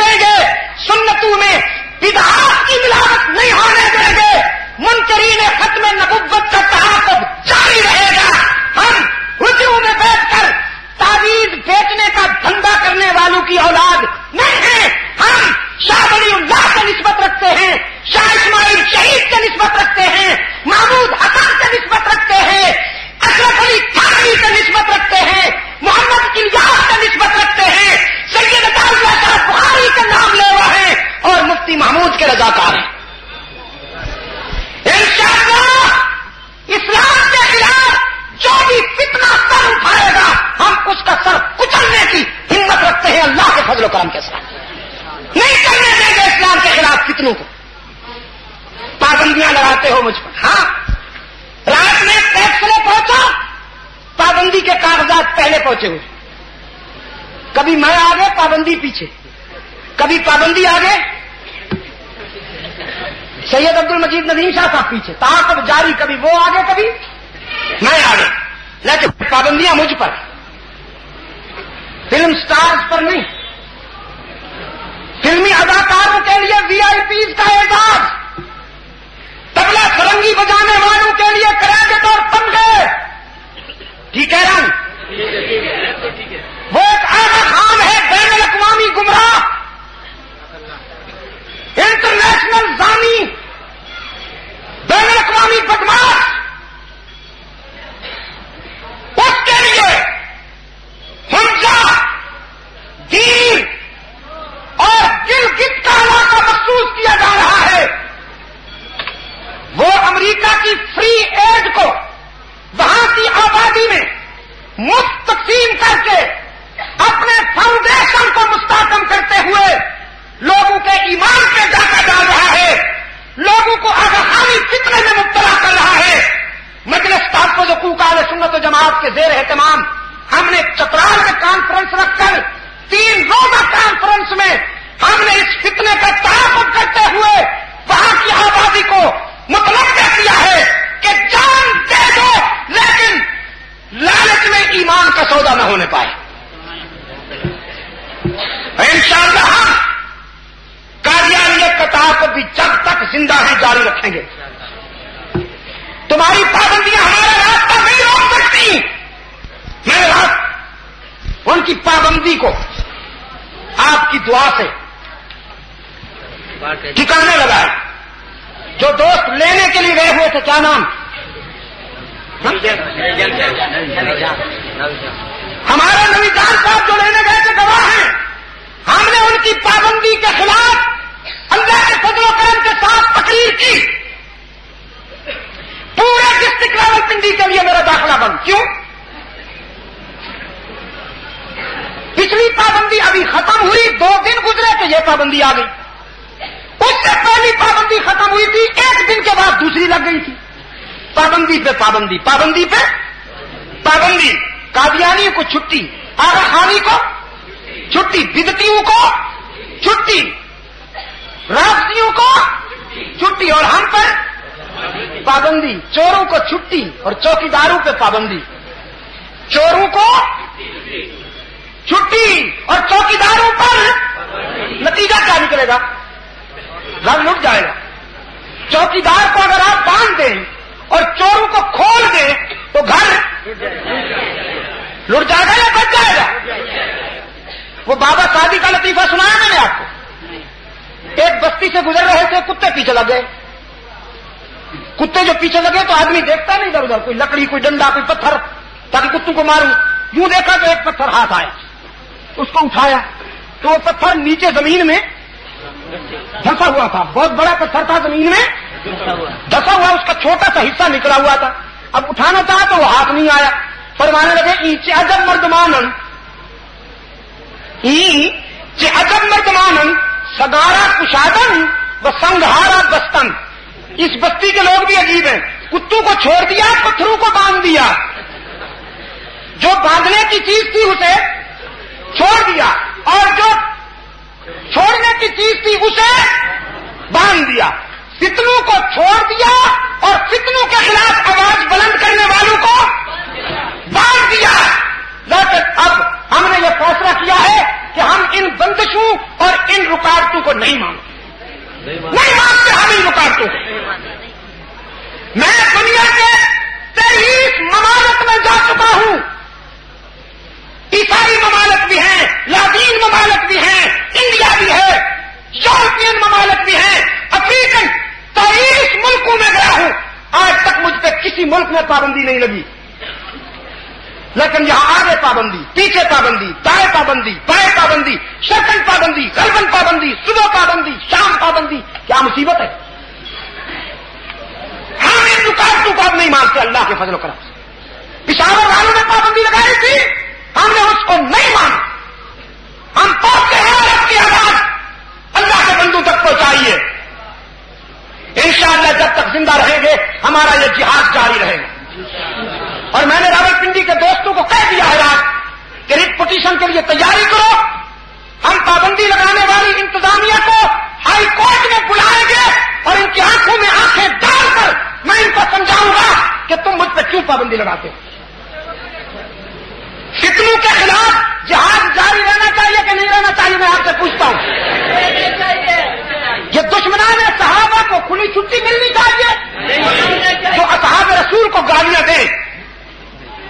صحابہ کرام کو گالیاں دینے والوں کو کھلی چھٹی ملنی چاہیے یا ان کا تعاقب ہونا چاہیے؟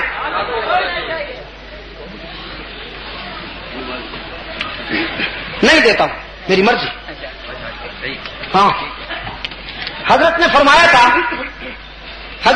تھا کہ اتنے بجے سے اتنے بجے تک آپ نے بات کرنی, اور میں نے کہا تھا تھکا ہوا ہوں. یہاں پہنچتے پہنچتے میں نے اندازہ کیا ہے تقریباً 600 میل فاصلہ ہم نے روڈ سے کیا ہے, کار سے 600 میل. تو میں نے کہا دعا کریں, اتنی دیر تو نہیں بول سکتا. اب حضرت فرما رہے ہیں کہ وقت ہو گیا ہے, اب میں نہیں مانتا, نہیں دیتا, وضو کرنے کا موقع نہیں دیتا. پہلے آپ نے کہا تھا اور میں نے معذرت کی تھی کہ تھکا ہوا ہوں. اب آپ فرماتے ہیں کہ وقت ہو گیا, میں نہیں مانتا. یہ میری برادری ہے, میں ان سے کچھ درد دل کہوں گا, ہو سکتا ہے زندگی کی آخری ملاقات ہو. کیوں بھائی, ہے کوئی بھروسہ؟ یہ زندگی کی شاید آخری ملاقات ہو. اگلی ملاقات ہونے تک پتہ نہیں آپ میں سے کون زندہ رہے گا یا میں زندہ رہوں گا کہ نہیں. تو یہ تو اس کو معلوم ہے کہ کون کب تک زندہ رہے گا. تو میں اپنے درد دل کی بات کہنا چاہتا ہوں آپ سے کہ صحابہ کرام کے خلاف بدزبانی کرنے والوں, ابھی ایک کتاب میرے ہاتھ آئی ہے, 1 ہفتہ ہوا, لاہور کے ایک حدیث نے وہ کتاب لکھی ہے جس میں اس نے صدیق, عمر, عثمان پر کھلی گالیاں لکھی ہیں, کھلی گالیاں. سیدہ عائشہ صدیقہ رضی اللہ تعالی عنہا کا نام عائشہ کے بجائے فاحشہ لکھا. آپ سمجھے مولانا؟ اور فاروق اعظم کے لیے جو اس نے الفاظ لکھے ہیں وہ میں دوہرا نہیں سکتا, گالیاں بھی ہیں اس میں. میں آپ سے پوچھتا ہوں, یہ ملک و ملت کے وفادار ہیں صحابہ کو گالیاں دینے والے یا ملک و ملت کے غدار ہیں؟ یہ ملک و ملت کے غدار ہیں, اور ان کا تعاقب ہم جاری رکھیں گے جب تک زندہ ہے انشاءاللہ. کوئی سمجھوتا نہیں ہو سکتا اس پر. صرف ایک صورت ہے سمجھوتے کی, اور وہ یہ کہ ہم یہ لکھ کے دینے کے لیے تیار ہیں کہ اہل بیت الزام میں سے اگر کسی کردار کے خلاف کوئی سنی بدزبانی کرے اسے گولی سے اڑا دیا جائے. وہ بھی ہمیں لکھ کے دے کہ اگر ان میں سے کوئی صحابہ کے خلاف بدزبانی کرے تو اسے بھی گولی سے اڑا دیا جائے. صرف یہی ایک صورت ہے اتحاد کی. میں اس مشن پر اپنی زندگی وقف کر چکا ہوں. آپ میرا ساتھ ہیں اس جہاد میں, آپ میرے ساتھ ہیں, ساتھ ہیں یا تماشائی ہیں؟ میں اگر کبھی آپ کو بلاؤں, جی ہم اسلام آباد جا کے واپس نہیں آئیں گے جناب. جب میں نے آپ کو بلایا نا اسلام آباد کے لیے, پھر وہاں بیٹھیں گے انشاءاللہ. اس وقت اٹھیں گے تو بات منوائیں گے. جب تک بات نہیں منوائیں گے اس وقت تک نہیں اٹھیں گے. ہو سکتا ہے کہ میں خود نہ پہنچ سکوں, اپنا کوئی نمائندہ بھیجوں گا آپ کے پاس جو آپ کو یہ وعدہ یاد دلائے گا کہ آپ تشریف لائیے. صحابہ کی عزت کا پرچم لہراتے ہوئے, ام المومنین سیدہ عائشہ کی عظمت کے گیت گاتے ہوئے, اپنی جانیں ہتھیلی پہ رکھ کے آپ پہنچیں گے کہ نہیں؟ جو پہنچیں گے ذرا ہاتھ بلند کریں, رسمن نہیں. تکبیر تکبیر. مبلغ اسلام حضرت مولانا سید عبد المجید ندیم, مبلغ اسلام حضرت مولانا سید عبد المجید ندیم. ہم نے یہ مطالبہ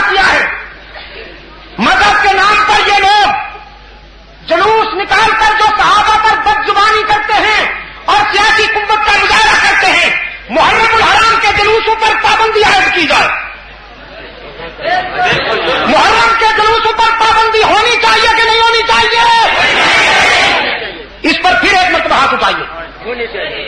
محرم کے جلوسوں پر پابندی ہونی چاہیے کہ نہیں ہونی چاہیے؟ جو کتابیں صحابہ امہات المومنین یا اہل بیت کے خلاف تنقید کے مذاق پر مبنی ہیں ان کتابوں کو ضبط نہیں انہیں نظر آتش کرنا چاہیے اور وہ کتابیں لکھنے والوں کو سزائے موت ملنی چاہیے. اس سے آپ متفق ہیں کہ نہیں؟ ایک بار پھر ہاتھ اٹھائیے. جزاکم اللہ. اللہ آپ کا حامی و ناصر ہو. بہت دعا گو ہوں. اللہ آپ کو بہت ساری عزت عطا فرمائے. اللہ آپ کو کام کی زندگی عطا فرمائے. میں دعا گو ہوں حشر میں حضور آپ کو مسکراتے ہوئے اپنا کہہ کر قریب بلا لیں.